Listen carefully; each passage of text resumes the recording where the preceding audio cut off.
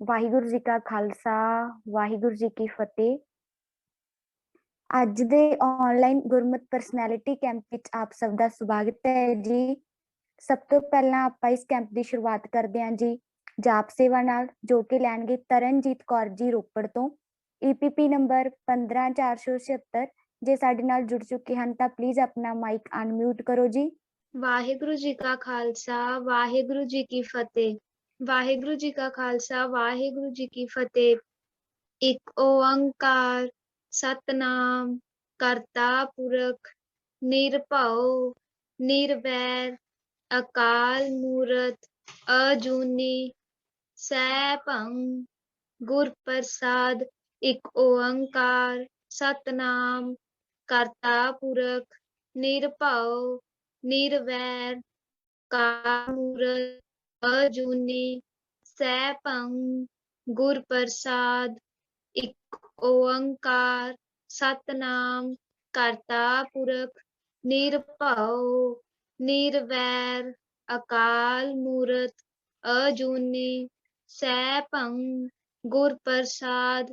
ਇੱਕ ਓੰਕਾਰ ਸਤਨਾਮ ਕਰਤਾ ਪੁਰਖ ਨਿਰਭਉ ਨਿਰਵੈਰ ਅਕਾਲ ਮੂਰਤ ਅਜੂਨੀ ਸੈਭੰ ਗੁਰ ਪ੍ਰਸਾਦ। ਇੱਕ ਓੰਕਾਰ ਸਤਨਾਮ ਕਰਤਾ ਪੁਰਖ ਨਿਰਭਉ ਨਿਰਵੈਰ ਅਕਾਲ ਮੂਰਤ ਅਜੂਨੀ ਸੈਭੰ ਗੁਰ ਪ੍ਰਸਾਦ।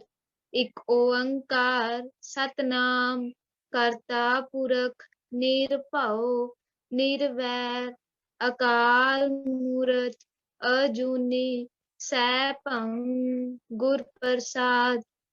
ਇੱਕ ਓੰਕਾਰ ਸਤਨਾਮ ਕਰਤਾ ਪੁਰਖ ਨਿਰਭਉ ਨਿਰਵੈਰ ਅਕਾਲ ਮੂਰਤ ਅਜੂਨੀ ਸੈਭੰ ਗੁਰ ਪ੍ਰਸਾਦ।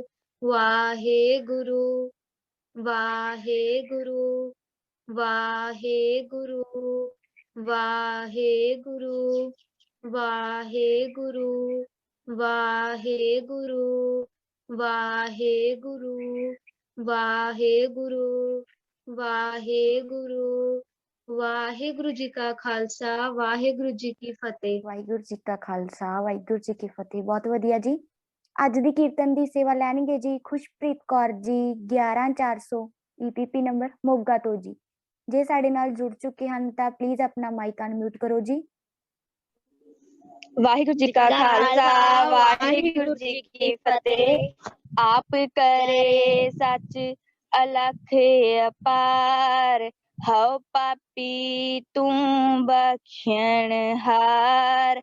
ਹਉ ਪਾਪੀ ਤੂੰ ਬਖਸ਼ਣ ਹਾਰ। ਆਪ ਕਰੇ ਸੱਚ ਅਲਖ ਅਪਾਰ, ਹਉ ਪਾਪੀ ਤੂੰ ਬਖਸ਼ਣ ਹਾਰ।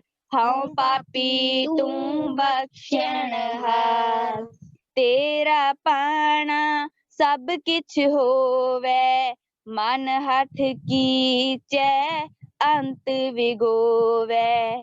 ਤੇਰਾ ਪਾਣਾ ਸਭ ਕਿਛ ਹੋਵੇ, ਮਨ ਹੱਥ ਕੀਚੈ ਅੰਤ ਵਿਗੋਵੈ। ਹਉ ਪਾਪੀ ਤੂੰ ਬਖਸ਼ਣ ਹਾਰ। ਹਉ ਪਾਪੀ ਤੂੰ ਬਖਸ਼ਣ ਹਾਰ। ਮਨ ਮੁਖ ਕੀ ਮਤ ਕੂੜ ਵਿਆਪੀ, ਬਿਨ ਹਰਿ ਸਿਮਰਨ ਪਾਪ ਸੰਤਾਪੀ।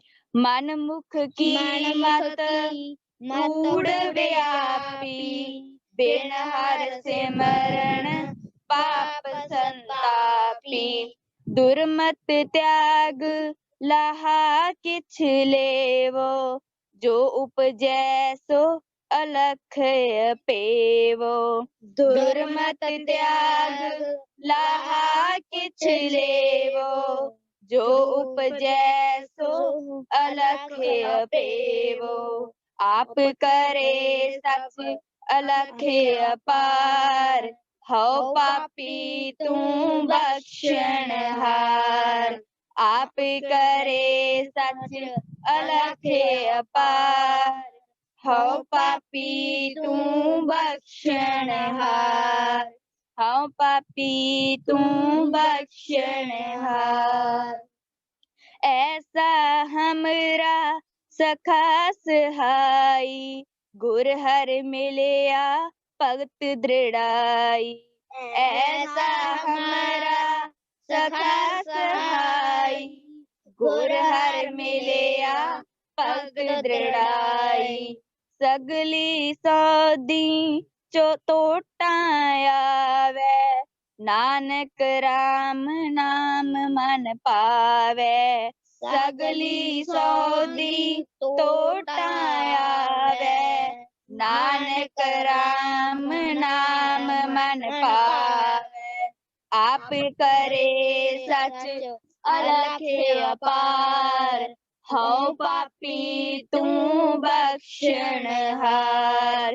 आप करे सच अलख अपार, हौ पापी तू बख्शनहार, हौ पापी तू बख्शनहार, हौ पापी तू बख्शनहार।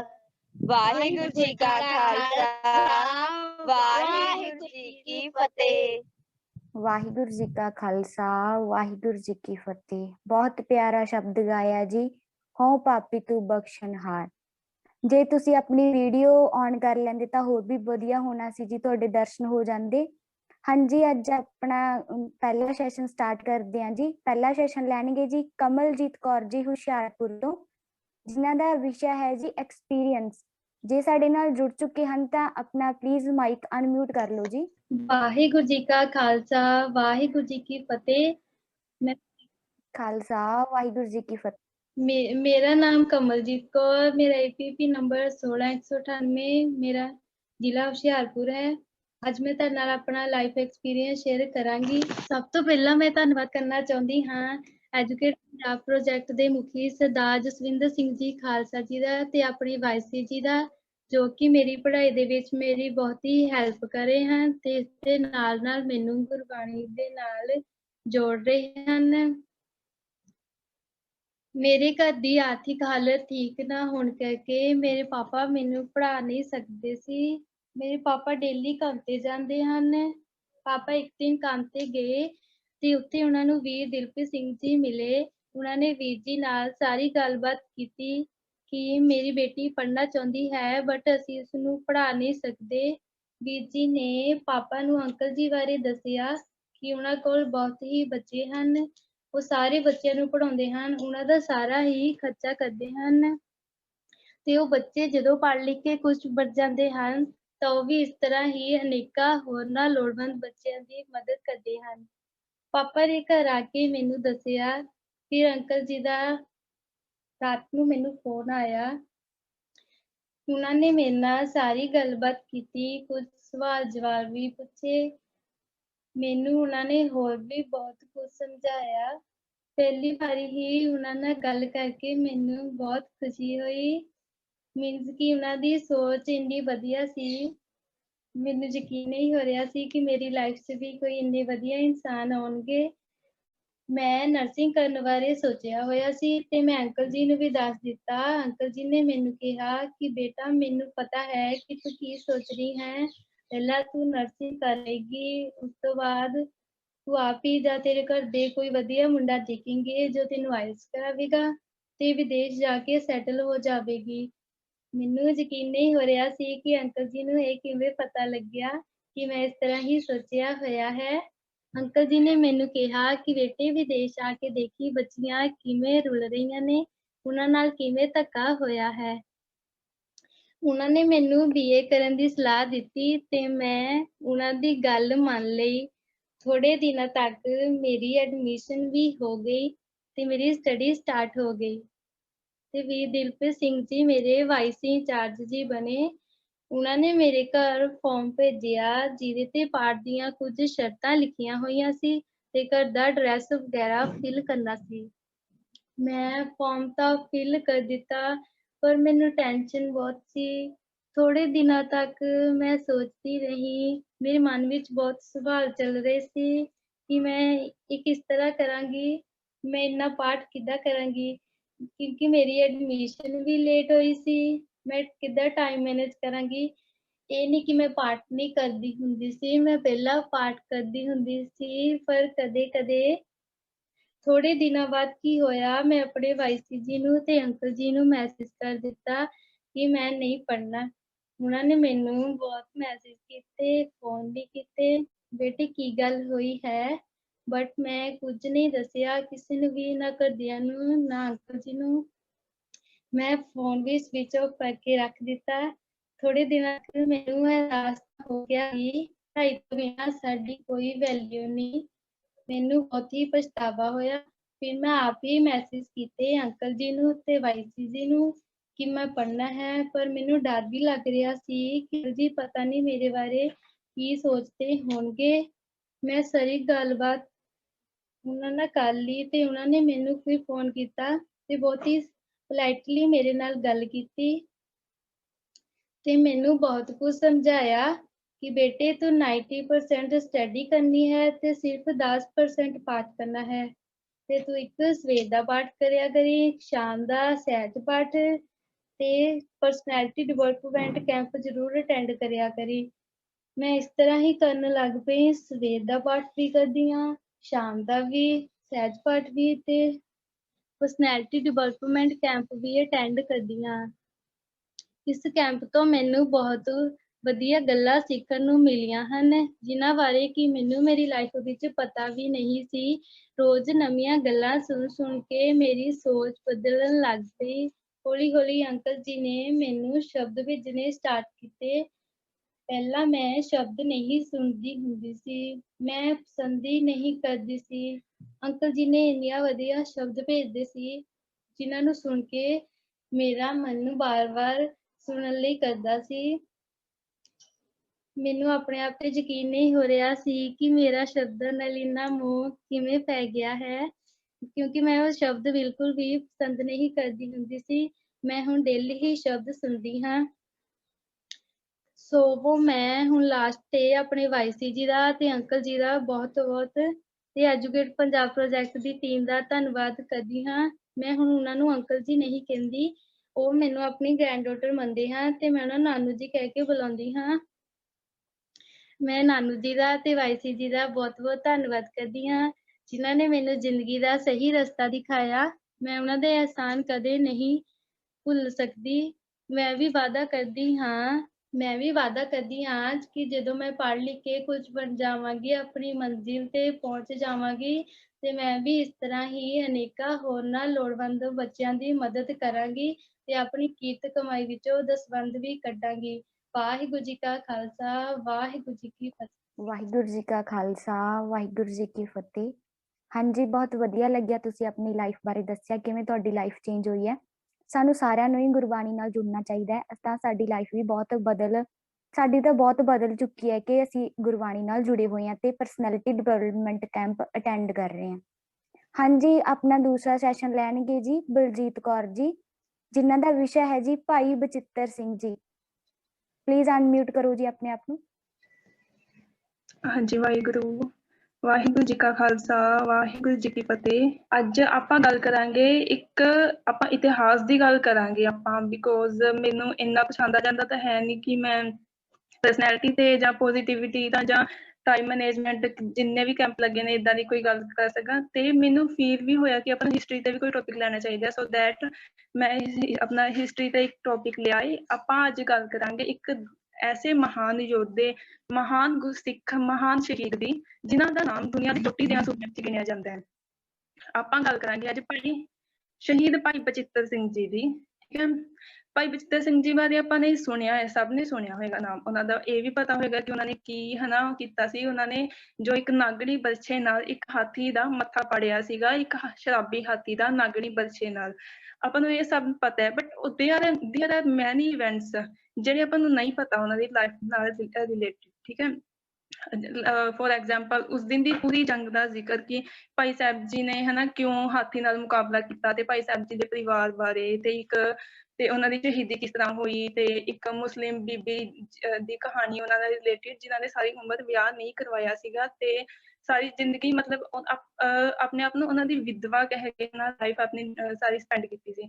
ਤੇ ਹੁਣ ਤੇ ਮੈਂ ਹਿਸਟਰੀ ਆਪਾਂ ਨੂੰ ਮੈਂ ਖੁਦ ਫੀਲ ਕਰਦੀ ਹਾਂ ਗੱਲ ਕਿ ਹਿਸਟਰੀ ਆਪਾਂ ਨੂੰ ਪਤਾ ਹੋਣੀ ਚਾਹੀਦੀ ਹੈ ਬਿਕੋਜ਼ ਜੇ ਆਪਾਂ ਨੂੰ ਹੁਣ ਖੁਦ ਨੂੰ ਪਤਾ ਹੋਏਗੀ ਹਿਸਟਰੀ ਹਨਾ, ਤੇ ਤਾਂ ਹੀ ਆਪਾਂ ਨੈਕਸਟ ਜਨਰੇਸ਼ਨ ਨੂੰ ਦੱਸ ਸਕਾਂਗੇ ਤੇ ਤਾਂ ਹੀ ਇਹ ਆਪਣਾ ਇਤਿਹਾਸ ਸਾਂਭਿਆ ਰਹੇਗਾ। ਜੇ ਆਪਾਂ ਨੂੰ ਖੁਦ ਨੂੰ ਹੀ ਨਹੀਂ ਪਤਾ ਹਨਾ ਹਿਸਟਰੀ ਤੇ ਆਪਾਂ ਅੱਗੇ ਕੀ ਦੱਸਾਂਗੇ, ਅੱਗੇ ਅਗਲੀ ਜਨਰੇਸ਼ਨ ਨੂੰ ਨਹੀਂ ਪਤਾ ਹੋਏਗਾ ਤਾਂ ਅੱਗੇ ਕਿੱਦਾਂ ਦੱਸੇਗੀ, ਤਾਂ ਇਹ ਤਾਂ ਆਪਣਾ ਇਤਿਹਾਸ ਖਤਮ ਹੋ ਜਾਏਗਾ ਨਾ।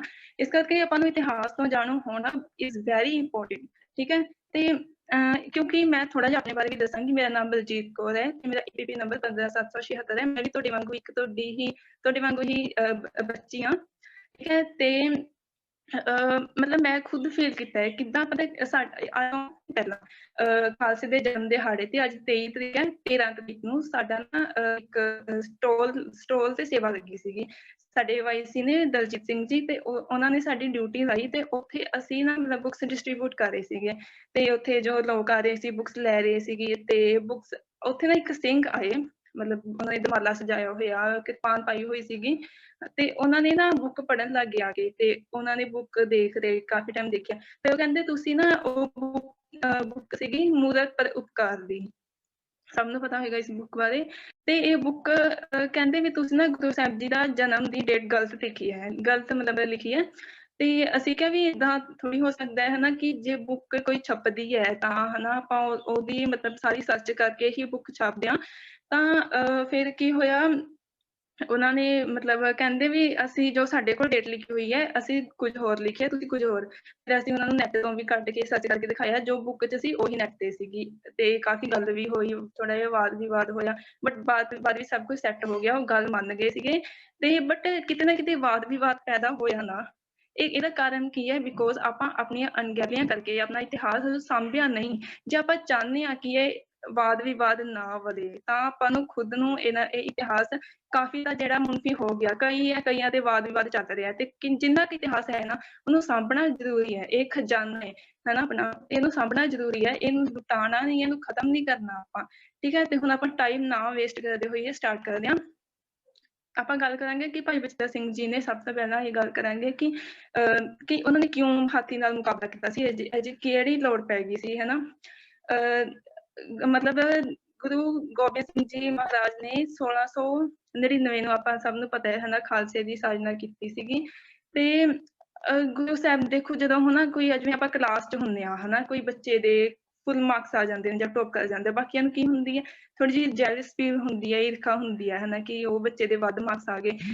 ਤੇ ਮਤਲਬ ਫਿਰ ਕੀ ਹੁੰਦਾ ਹੈ ਹਨਾ, ਤੇ ਏਦਾਂ ਹੀ ਉਹ ਜਦੋਂ ਗੁਰੂ ਸਾਹਿਬ ਜੀ ਦਾ ਹਨਾ ਸਿੱਖੀ ਦੀ ਮਹਿਕ ਫੈਲਣ ਲੱਗ ਗਈ ਸਾਰੇ ਪਾਸੇ। ਮਤਲਬ ਖਾਲਸੇ ਦੀ ਸਾਜਨਾ ਤਾਂ ਗੁਰੂ ਨਾਨਕ ਸਾਹਿਬ ਜੀ ਦੇ ਸਮੇਂ ਤੋਂ ਹੀ ਸਟਾਰਟ ਹੋ ਗਈ ਸੀ, ਬਟ ਉਦੋਂ ਪੂਰਨ ਹੋਈ ਗੁਰੂ ਸਾਹਿਬ ਜੀ ਨੇ ਕੀਤੀ 1699 ਵਿੱਚ, ਤੇ ਉਸ ਦਿਨ ਖਾਲਸੇ ਦੀ ਸਾਜਨਾ ਹੋਈ। ਤੇ 1 ਸਾਲ ਹੀ ਹਜੇ ਹੋਇਆ ਸੀਗਾ, 1700 ਹਨਾ, 1 ਸਾਲ ਹੀ ਬੀਤਿਆ ਸੀ, ਤੇ ਮਤਲਬ ਸਿੱਖੀ ਦੀ ਮਹਿਕ ਦੂਰ ਦੂਰ ਤੱਕ ਫੈਲਣ ਲੱਗ ਗਈ, ਗੁਰੂ ਸਾਹਿਬ ਦਾ ਰੁਤਬਾ ਵੱਧ ਗਿਆ ਸੀਗਾ ਕਾਫੀ। ਤੇ ਇਹਨੂੰ ਜਿਹੜੇ ਅਨੰਦਪੁਰ ਸਾਹਿਬ ਵਿੱਚ ਗੁਰੂ ਸਾਹਿਬ ਜੀ ਨਿਵਾਸ ਕਰ ਰਹੇ ਸੀ ਉਸ ਟਾਈਮ, ਤੇ ਆਲੇ ਦੁਆਲੇ ਜਿਹੜੇ 22 ਰਾਜੇ, ਛੋਟੇ ਛੋਟੇ ਰਾਜ ਸੀ ਉਹਨਾਂ ਦੇ, ਉੱਥੇ ਉਹ ਰਾਜ ਕਰਦੇ ਸੀਗੇ। ਤੇ ਉੱਥੇ ਉਹਨਾਂ ਨੂੰ ਨਾ ਇਹ ਸਭ ਦੇਖ ਕੇ ਈਰਖਾ ਹੋਣ ਲੱਗ ਗਈ ਕਿ ਗੁਰੂ ਸਾਹਿਬ ਜੀ ਦੀ ਹਨਾ ਕਿੰਨੀ ਚੜ੍ਹਾਈ ਹੋ ਰਹੀ ਹੈ, ਚਾਹੇ ਗੁਰੂ ਸਾਹਿਬ ਜੀ ਚਾਹੁੰਦੇ ਵੀ ਨਹੀਂ ਸੀ, ਉਹਨਾਂ ਨੂੰ ਤਾਂ ਬਸ ਇਹ ਸੀ ਕਿ ਅਸੀਂ ਸਾਰੇ ਇਕੱਠੇ ਰਹੀਏ, ਤੇ ਉਹਨਾਂ ਨੂੰ ਈਰਖਾ ਹੋਣ ਲੱਗ ਗਈ। ਤਾਂ ਇਸ ਕਰਕੇ ਉਹਨਾਂ ਨੇ ਹਮਲੇ ਸ਼ੁਰੂ ਕਰਤੇ ਅਨੰਦਪੁਰ ਸਾਹਿਬ ਤੇ।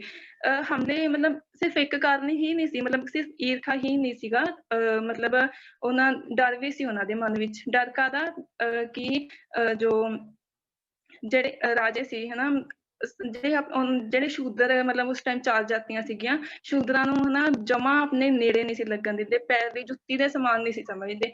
ਤੇ ਇਸ ਕਰਕੇ ਕਿ ਜਿਹੜੇ ਸ਼ੂਦਰ ਗੁਰੂ ਸਾਹਿਬ ਜੀ ਦੀ ਫੌਜ ਵਿੱਚ ਭਰਤੀ ਹੋਣ ਲੱਗ ਗਏ, ਤੇ ਉਹਨਾਂ ਨੂੰ ਡਰ ਸੀ ਜਿਨ੍ਹਾਂ ਨੂੰ ਅਸੀਂ ਦੇਖਦੇ ਤੱਕ ਨਹੀਂ, ਆਪਣੀ ਜੁੱਤੀ ਦੇ ਸਮਾਨ ਨਹੀਂ ਸਮਝਦੇ, ਛੂੰਹਦੇ ਨਹੀਂ ਜਿਨ੍ਹਾਂ ਨੂੰ ਅਸੀਂ, ਜੇ ਹਨਾ ਉਹ ਟੱਚ ਵੀ ਹੋ ਜਾਏ ਅਸੀਂ ਕਹਿੰਦੇ ਹਾਂ ਕਿ ਸਾਨੂੰ ਕਿ ਹੁਣ ਗੰਗਾ ਇਸ਼ਨਾਨ ਕਰਨਾ ਪਏਗਾ, ਇਹ ਸਭ।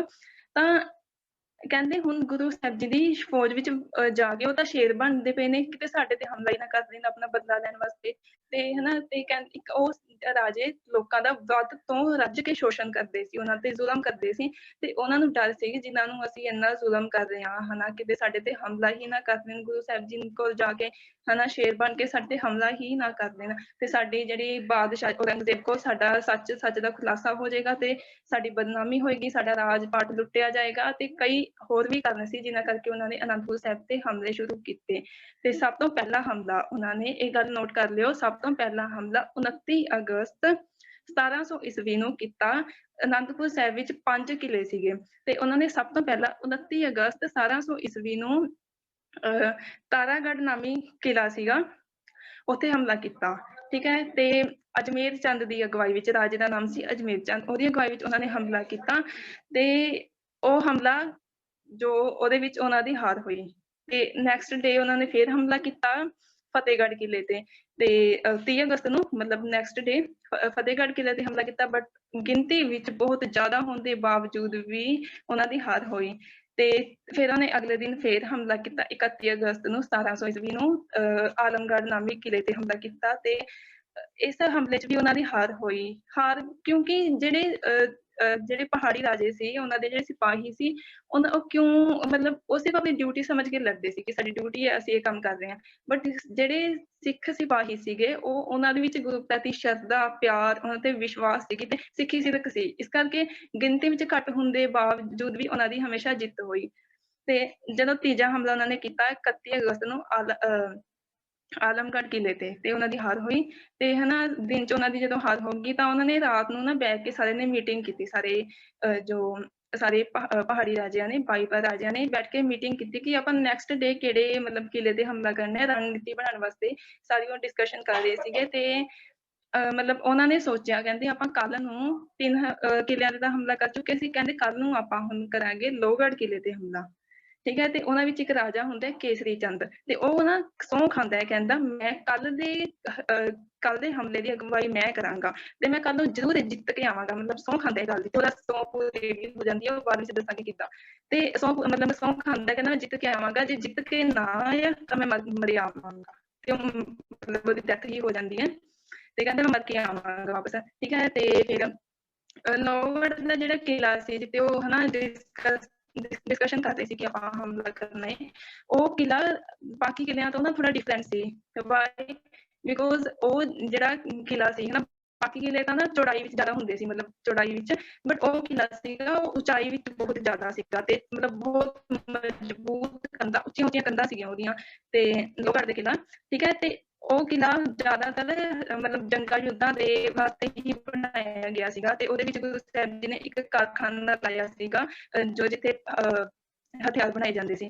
ਠੀਕ ਹੈ, ਤੇ ਫਿਰ ਜਦੋਂ ਉਹ ਮਤਲਬ ਇਹ ਡਿਸਕਸ਼ਨ ਕਰ ਰਹੇ ਹੁੰਦੇ ਨੇ ਹਨਾ ਕਿ ਆਪਾਂ ਲੋਹਗੜ੍ਹ ਦੇ ਕਿਲੇ ਤੇ ਹਮਲਾ ਕਰਾਂਗੇ, ਤੇ ਇੱਕ ਨਾ ਤੇ ਮਤਲਬ ਉਹ ਇਹ ਕਿਲੇ ਨੂੰ ਸੱਚ ਫਤਿਹ ਕਰਨਾ ਬਹੁਤ ਔਖਾ ਸੀ, ਬਿਕੋਜ਼ ਇਹ ਡਿਫਰੈਂਟ ਸੀ ਬਾਕੀ ਕਿਲਿਆਂ ਤੋਂ। ਜੇ ਉਹ ਦੂਜੇ ਕਿਲਿਆਂ ਤੇ ਨਹੀਂ ਸੀ ਫਤਿਹ ਪਾ ਸਕਦੇ ਹਨਾ ਪਾਏ, ਤਾਂ ਇਸ ਕਿਲੇ ਤੇ ਕਿਵੇਂ ਫਤਿਹ ਪਾ ਸਕਦੇ ਸੀ ਜੋ ਇੰਨਾ ਮਤਲਬ ਮਜ਼ਬੂਤ ਸੀਗਾ।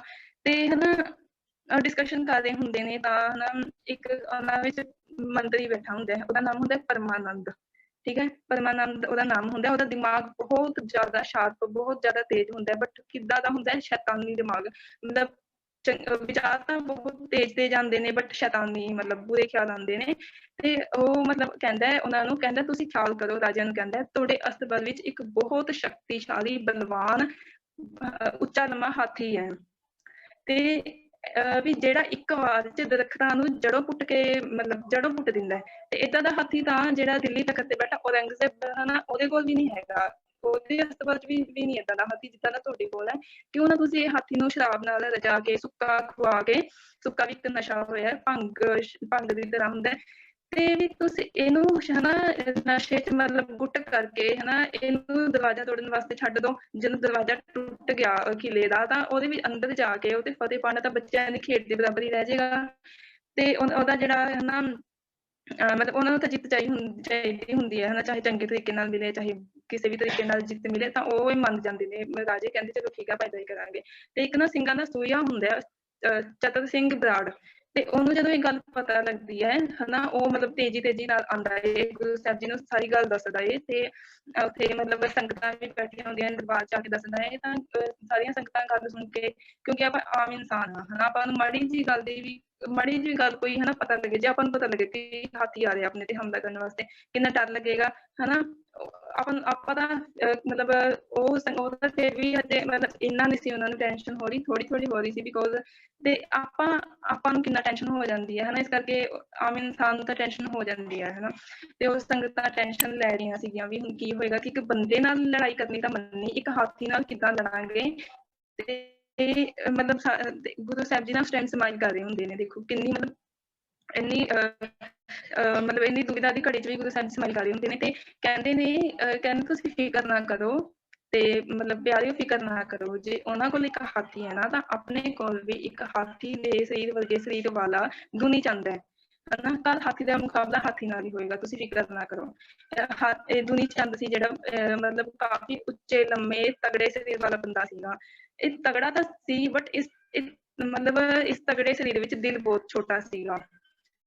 ਤੇ ਜਦੋਂ ਇਹ ਗੱਲ ਪਤਾ ਲੱਗੀ ਕਿ ਮੈਂ ਇੱਕ ਹਾਥੀ ਨਾਲ ਮੈਨੂੰ ਲੜਾਇਆ ਜਾਏਗਾ, ਤਾਂ ਇਹ ਟੈਨਸ਼ਨ 'ਚ ਆ ਜਾਂਦਾ ਕਿ ਹਾਏ ਕਿਤੇ ਮੈਂ ਮਤਲਬ ਮੇਰੀ ਡੈਥ ਹੀ ਨਾ ਹੋ ਜਾਵੇ, ਤੇ ਮਤਲਬ ਵੀ ਕੀ ਬਣੇਗਾ ਹਨਾ। ਤੇ ਫਿਰ ਉਹ ਡਰ ਜਾਂਦਾ ਤੇ ਹਨਾ, ਫਿਰ ਨਾ ਸਿੰਘਾਂ ਨਾਲ ਵੀ ਗੱਲ ਕਰਦਾ ਕਿ ਤੁਸੀਂ ਵੀ ਗੁਰੂ ਸਾਹਿਬ ਜੀ ਨਾਲ ਗੱਲ ਕਰੋ ਕਿ ਕਿਤੇ ਵੀ ਏਦਾਂ ਥੋੜੀ ਹੋ ਸਕਦਾ ਕਿ ਮੈਂ ਹਾਥੀ ਨਾਲ ਕਿੱਦਾਂ ਲੜਾਂਗਾ। ਤੇ ਮਤਲਬ ਜਦੋਂ ਉਹਦੀ ਗੱਲ ਨਹੀਂ ਬਣਦੀ ਤਾਂ ਅਗਲੇ ਦਿਨ ਤੇ ਉਹ ਰਾਤੋਂ ਰਾਤ ਹੀ ਕਿਲੇ 'ਚੋਂ ਭੱਜ ਜਾਂਦਾ ਹੈ, ਤੇ ਮਤਲਬ ਕਿਲੇ ਦੀ ਕੰਧ ਟੱਪ ਕੇ ਰੱਸੀ ਨਾਲ ਟੱਪਿਆ, 4 ਹਾਥੀਆਂ ਨਾਲ ਆਪਣੇ ਮਤਲਬ ਕੰਧ ਟੱਪ ਕੇ ਚਲਿਆ ਜਾਂਦਾ ਹੈ। ਤੇ ਜਦੋਂ ਕੰਧ ਟੱਪਦਾ ਹੁੰਦਾ ਹੈ ਰੱਸੀ ਦੇ ਸਹਾਰੇ, ਤਾਂ ਉਹਦਾ ਸਰੀਰ ਜੋ ਹੁੰਦਾ ਭਾਰੀ ਹੁੰਦਾ, ਉਹਦਾ ਸਰੀਰ ਤੇ ਭਾਰੀ ਹੋਣ ਕਰਕੇ ਰੱਸੀ ਟੁੱਟ ਜਾਂਦੀ ਹੈ, ਤੇ ਬਹੁਤ ਉਚਾਈ ਤੋਂ ਨੀਚੇ ਡਿੱਗਦਾ ਹੈ, ਤੇ ਨੀਚੇ ਡਿੱਗਣ ਕਰਕੇ ਉਹਦੀ ਇੱਕ ਲੱਤ ਜੋ ਟੁੱਟ ਜਾਂਦੀ ਹੈ। ਤੇ ਜਿਵੇਂ ਤਿਵੇਂ ਉਹਦੇ ਜਿਹੜੇ ਸਾਥੀ ਨੇ ਉਹਨੂੰ ਉਹਦੇ ਪਿੰਡ ਲੈ ਜਾਂਦੇ ਨੇ, ਅੰਮ੍ਰਿਤਸਰ ਦੇ ਲਾਗੇ ਉਹਦਾ ਪਿੰਡ ਹੈ, ਉੱਥੇ ਲੈ ਜਾਂਦੇ ਨੇ।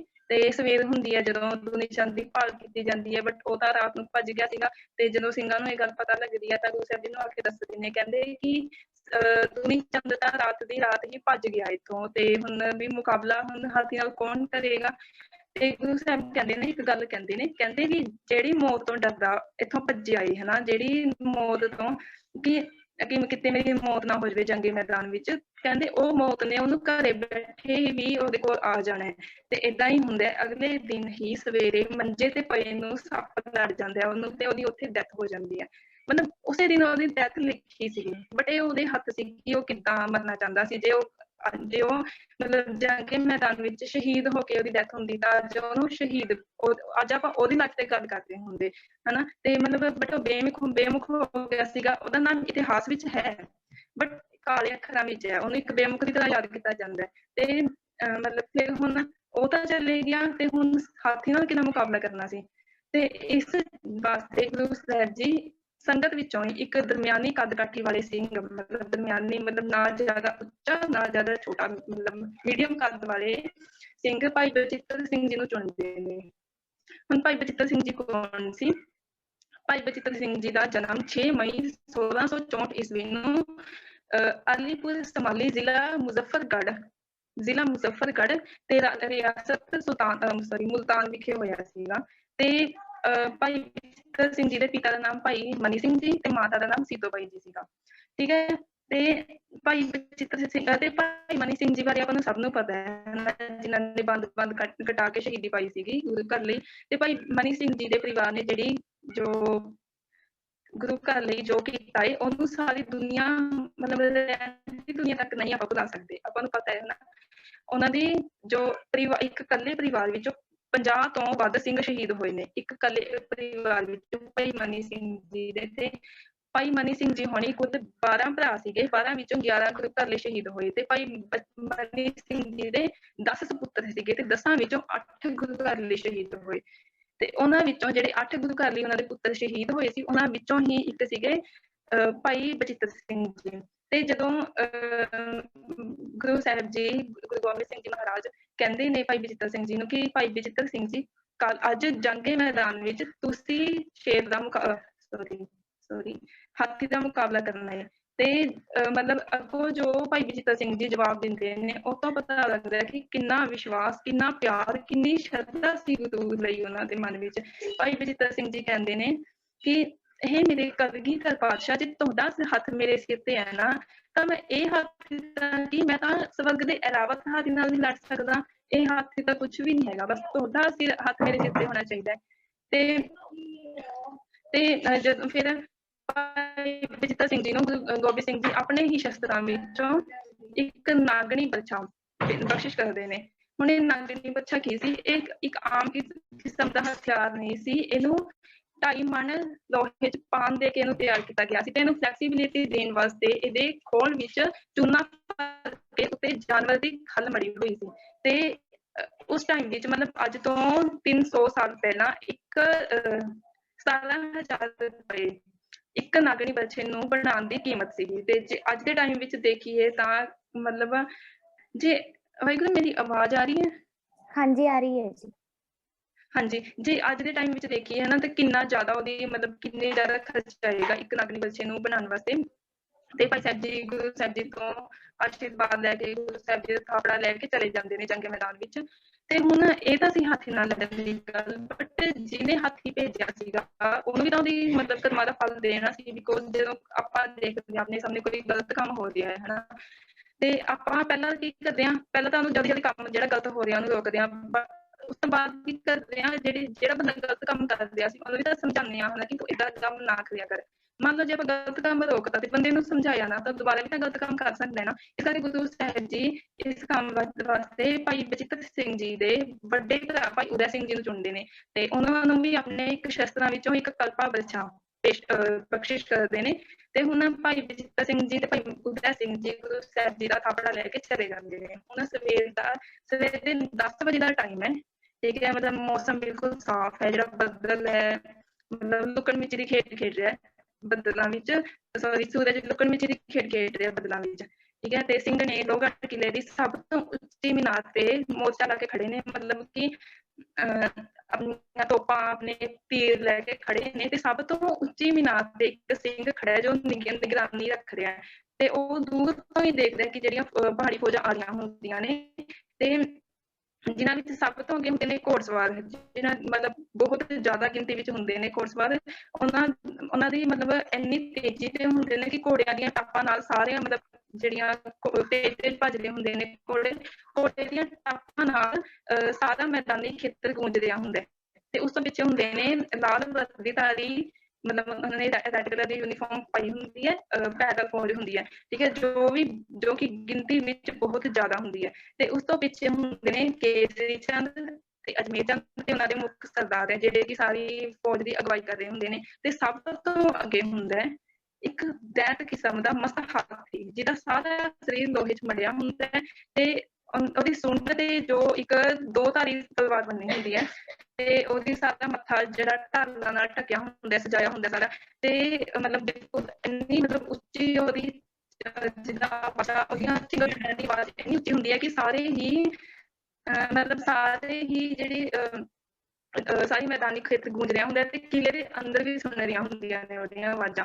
ਤੇ ਹੁਣ ਭਾਈ ਬਚਿੱਤਰ ਸਿੰਘ ਜੀ ਕਿਲ੍ਹੇ ਦੇ ਅੰਦਰ ਖੜੇ ਨੇ ਤੇ ਜਦੋਂ ਮਤਲਬ ਵੇਟ ਕਰ ਰਹੇ ਹੁੰਦੇ ਨੇ ਥੋੜਾ ਟਾਈਮ, ਤੇ ਜਦੋਂ ਨੇੜੇ ਆ ਜਾਂਦੀ ਹੈ ਫੌਜ ਹਨਾ, ਉਹਨੂੰ ਆਵਾਜ਼ ਸੁਣਦੀ ਹੈ, ਮਤਲਬ ਕਿ ਇੰਨੀ ਉੱਚੀ ਆਵਾਜ਼ ਹੁੰਦੀ ਹੈ ਉਹਨਾਂ ਨੂੰ ਕਿਲ੍ਹੇ ਦੇ ਅੰਦਰ ਸੁਣ ਰਹੀ ਹੁੰਦੀ ਹੈ। ਤੇ ਭਾਈ ਬਚਿੱਤਰ ਸਿੰਘ ਜੀ ਹੁਣ ਵੇਟ ਕਰਦੇ ਹੁੰਦੇ ਨੇ, ਜਦੋਂ ਨੇੜੇ ਪਹੁੰਚ ਜਾਂਦੀ ਹੈ ਫੌਜ ਤਾਂ ਗੁਰੂ ਸਾਹਿਬ ਜੀ ਨੂੰ ਯਾਦ ਕਰਕੇ ਤੇ ਦਰਵਾਜ਼ਾ ਖੋਲ ਕੇ ਬਾਹਰ ਆ ਜਾਂਦੇ ਨੇ। ਤੇ ਬਾਹਰ ਆ ਕੇ ਵੀ ਥੋੜਾ ਟਾਈਮ ਵੇਟ ਕਰਦੇ ਨੇ। ਤੇ ਜਦੋਂ ਹਾਥੀ ਨੇੜੇ ਪਹੁੰਚਦਾ ਤਾਂ ਹਾਥੀ ਮਤਲਬ ਬਹੁਤ ਫਾਸਟ ਸਪੀਡ ਤੇ ਹੁੰਦਾ ਹੈ ਤੇ ਉਧਰੋਂ ਭਾਈ ਬਚਿੱਤਰ ਸਿੰਘ ਜੀ ਵੀ ਪੂਰੀ ਤੇਜ਼ੀ ਤੇ ਹੁੰਦੇ ਨੇ। ਤੇ ਜਦੋਂ ਹਾਥੀ ਦੇ ਨੇੜੇ ਪਹੁੰਚਦੇ ਨੇ ਭਾਈ ਬਚਿੱਤਰ ਸਿੰਘ ਜੀ ਤਾਂ ਮਤਲਬ ਆਪਣੇ ਜਿਹੜਾ ਘੋੜਾ ਹੁੰਦਾ ਉਹਦੀਆਂ ਦੋਨੋਂ ਲੱਤਾਂ ਉੱਤੇ ਚੱਕ ਲੈਂਦੇ ਨੇ ਤੇ ਬੱਚੇ ਨਾਲ ਨਾਗਣੀ ਬੱਚੇ ਨਾਲ ਐਸਾ ਵਾਰ ਕਰਦੇ ਨੇ ਨਾ ਕਿ ਮਤਲਬ ਜਿਹੜਾ ਢਾਲਾਂ ਉਹਦੇ ਮਤਲਬ ਮੱਥੇ ਤੇ ਢਾਲਾਂ ਬੰਨੀਆਂ ਹੁੰਦੀਆਂ ਨੇ ਹਾਥੀ ਦੇ, ਤੇ ਢਾਲਾਂ ਨੂੰ ਵੀ ਚੀਰਦਾ ਹੋਇਆ ਜਿਹੜਾ ਬੱਚਾ ਹੈ ਉਹਦੇ ਮੱਥੇ ਵਿੱਚ ਫਸ ਜਾਂਦਾ ਹੈ। ਤੇ ਜਿੰਨੀ ਤੇਜ਼ੀ ਨਾਲ ਸਿੰਘ ਨੇ ਬੱਚਾ ਮਾਰਿਆ ਸੀ ਉਨੀ ਤੇਜ਼ੀ ਨਾਲ ਉਹਨੂੰ ਬਾਹਰ ਕੱਢਦਾ ਹੈ ਤੇ ਮਤਲਬ ਛੇਤੀ ਦੇ ਪਿੱਛੇ ਹਟ ਜਾਂਦਾ ਹੈ। ਤੇ ਮਤਲਬ ਹੁਣ ਹਾਥੀ ਪੀੜ ਨਾਲ ਤੜਪਦਾ ਹੋਇਆ ਪਿੱਛੇ ਨੂੰ ਮੁੜਦਾ ਹੈ ਤੇ ਉਹਦੇ ਮੱਥੇ ਵਿੱਚੋਂ ਇੱਕ ਖੂਨ ਦੀ ਧਾਰ ਵਗਦੀ ਹੈ ਤੇਜ਼, ਤੇ ਮਤਲਬ ਪਿੱਛੇ ਨੂੰ ਮੁੜਦਾ ਹੈ। ਤੇ ਜਿਹੜਾ ਵੀ ਕੋਈ ਵੀ ਚਾਹੇ ਪੈਦਲ ਸਿਪਾਹੀ ਹੋਵੇ ਚਾਹੇ ਘੋੜਸਵਾਰੀ ਹੋਵੇ, ਜਿਹੜਾ ਵੀ ਉਹਦੇ ਸਾਹਮਣੇ ਆਉਂਦਾ ਸਾਰਿਆਂ ਨੂੰ ਜਾਂ ਤਾਂ ਆਪਣੀ ਜਿਹੜੀ ਸੁੰਡ ਨਾਲ ਜਿਹੜੀ ਤਲਵਾਰ ਬਣੀ ਹੁੰਦੀ ਹੈ ਉਹਦੇ ਨਾਲ ਚੀਰ ਦਿੰਦਾ ਜਾਂ ਆਪਣੇ ਪੈਰਾਂ ਦੇ ਥੱਲੇ ਮਧੋਲ ਦਿੰਦਾ। ਠੀਕ ਹੈ। ਹੁਣ ਤੇ ਕਈ ਜਿਹੜੇ ਨੌਜਵਾਨ ਉਹਨੂੰ ਨੇਜੇ ਮਾਰ ਕੇ ਕਿਲੇ ਵੱਲ ਮਤਲਬ ਧੱਸਣ ਦੀ ਕੋਸ਼ਿਸ਼ ਕਰਦੇ ਨੇ ਹਾਥੀ ਨੂੰ, ਬਟ ਇਹ ਕੀ ਹੁੰਦਾ ਅਨਕੰਟਰੋਲ, ਹਾਥੀ ਕਿਸੇ ਦੇ ਕੰਟਰੋਲ 'ਚ ਨਹੀਂ ਆਉਂਦਾ ਤੇ ਭੱਜ ਜਾਂਦਾ ਹੈ ਜੰਗੀ ਮੈਦਾਨ ਵਿੱਚੋਂ। ਤੇ ਉਧਰੋਂ ਫਿਰ ਹੁਣ ਤੇ ਫਿਰ ਹਾਥੀ ਤਾਂ ਭੱਜ ਜਾਂਦਾ ਹੈ ਤੇ ਹੁਣ ਉਹਨਾਂ ਕੋਲ ਜਿਹੜੇ ਕੇਸਰੀ ਚੰਦ ਤੇ ਮਤਲਬ ਜਿਹੜੇ ਫੌਜ ਹੁੰਦੀ ਹੈ ਸਾਰੀ ਹਫੜਾ ਦਫੜੀ ਮਚ ਜਾਂਦੀ ਹੈ ਤੇ ਆਪਣੀ ਜਾਨ ਬਚਾ ਰਹੇ ਹੁੰਦੇ ਨੇ ਉਹ, ਕਿਉਂਕਿ ਹਾਥੀ ਉਹਨਾਂ ਨੂੰ ਆਪਣੇ ਪੈਰਾਂ ਥੱਲੇ ਜੋ ਮਿਧ ਰਿਹਾ ਹੁੰਦਾ ਹੈ ਤੇ ਕੇਸਰੀ ਚੰਦ ਉਹਨਾਂ ਨੂੰ ਕੰਟਰੋਲ ਕਰਨ ਦੀ ਬਹੁਤ ਕੋਸ਼ਿਸ਼ ਬਟ ਅਨਕੰਟਰੋਲ ਸਭ ਕੁਛ ਹੁੰਦਾ ਹੈ। ਤੇ ਹੁਣ ਹਾਥੀ ਨਾਲ ਤਾਂ ਮਤਲਬ ਉਹਦਾ ਹਾਥੀ ਤਾਂ ਚਲਿਆ ਗਿਆ, ਬਟ ਹੁਣ ਕੇਸਰੀ ਚੰਦ ਰਹਿ ਗਿਆ ਤੇ ਹੁਣ ਕਿਲੇ ਦਾ ਦਰਵਾਜ਼ਾ ਇੱਕ ਵਾਰ ਫੇਰ ਖੁੱਲਦਾ ਹੈ ਤੇ ਹੁਣ ਭਾਈ ਉਦੈ ਸਿੰਘ ਜੀ ਆਪਣੇ 5-7 ਸਿਪਾਹੀਆਂ ਨਾਲ 5-7 ਸਿੰਘਾਂ ਨਾਲ ਬਾਹਰ ਆਉਂਦੇ ਨੇ ਤੇ ਸਿੱਧਾ ਕੇਸਰੀ ਚੰਦ ਵੱਲ ਵੱਧਦੇ ਨੇ ਤੇ ਕੇਸਰੀ ਚੰਦ ਮਤਲਬ ਰਸਤੇ ਵਿੱਚ ਕਾਫੀ ਜਣੇ ਆਉਂਦੇ ਨੇ, ਸਾਰਿਆਂ ਦਾ ਮੁਕਾਬਲਾ ਕਰਦੇ ਕਰਦੇ ਕੇਸਰੀ ਚੰਦ ਕੋਲ ਜਾਂਦੇ ਨੇ ਤੇ ਫਿਰ ਵੀ ਕਈ ਜਰਨੈਲ ਕੇਸਰੀ ਚੰਦ ਨੂੰ ਬਚਾਉਣ ਵਾਸਤੇ ਅੱਗੇ ਆਉਂਦੇ ਨੇ। ਸਿੰਘ ਸਾਰਿਆਂ ਦਾ ਮੁਕਾਬਲਾ ਕਰਦੇ ਹੋਏ ਮਤਲਬ ਕੇਸਰੀ ਚੰਦ ਵੱਲ ਵੱਧਦੇ ਨੇ ਤੇ ਭਾਈ ਉਦੈ ਸਿੰਘ ਜੀ ਸਿੱਧਾ ਖੰਡਾ ਖੜਕਾ ਦਿੰਦੇ ਨੇ ਤੇ ਐਸਾ ਵਾਰ ਕਰਦੇ ਨੇ ਆਪਣੇ ਖੰਡੇ ਦਾ, ਆਪਣੇ ਬੱਚੇ ਦਾ ਐਸਾ ਵਾਰ ਕਰਦੇ ਨੇ ਭਾਈ ਉਦੈ ਸਿੰਘ ਜੀ ਕਿ ਉਹਦਾ ਜਿਹੜਾ ਸਿਰ ਮਤਲਬ ਧੜ ਤੋਂ ਅਲੱਗ ਹੋ ਕੇ ਦੂਰ ਜਾ ਕੇ ਡਿੱਗਦਾ ਕੇਸਰੀ ਚੰਦ ਦਾ। ਤੇ ਭਾਈ ਉਦੈ ਸਿੰਘ ਜੀ ਗੁਰੂ ਸਾਹਿਬ ਜੀ ਨੂੰ ਭੇਟ ਕਰਨ ਵਾਸਤੇ ਉਹਦਾ ਸਿਰ ਜਿਹੜਾ ਹੁੰਦਾ ਹੈ ਆਪਣੇ ਬਲਛੇ ਤੇ ਟੰਗ ਲੈਂਦੇ ਨੇ ਤੇ ਹੁਣ ਭਾਈ ਉਦੈ ਸਿੰਘ ਜੀ ਤੇ ਭਾਈ ਬਚਿੱਤਰ ਸਿੰਘ ਜੀ ਅਨੰਦਪੁਰ ਸਾਹਿਬ ਨੂੰ ਚੱਲ ਪੈਂਦੇ ਨੇ ਗੁਰੂ ਸਾਹਿਬ ਜੀ ਨੂੰ ਕੇਸਰੀ ਚੰਦ ਦਾ ਸਿਰ ਜੋ ਭੇਟ ਕਰਨ ਵਾਸਤੇ। ਤੇ ਹੁਣ ਉਹਨਾਂ ਕੋਲ ਕੋਈ ਲੀਡਰ ਬਚਿਆ ਨਹੀਂ। ਜਿਹੜਾ ਅਜਮੇਰ ਚੰਦ ਹੁੰਦਾ ਉਹਦੇ ਵੀ ਮਤਲਬ ਤੀਰ ਵੱਜ ਜਾਂਦੇ ਤੇ ਖੂਨੋ ਖੂਨ ਹੋਇਆ ਜੰਗੇ ਮੈਦਾਨ ਵਿੱਚ ਭੱਜ ਜਾਂਦਾ।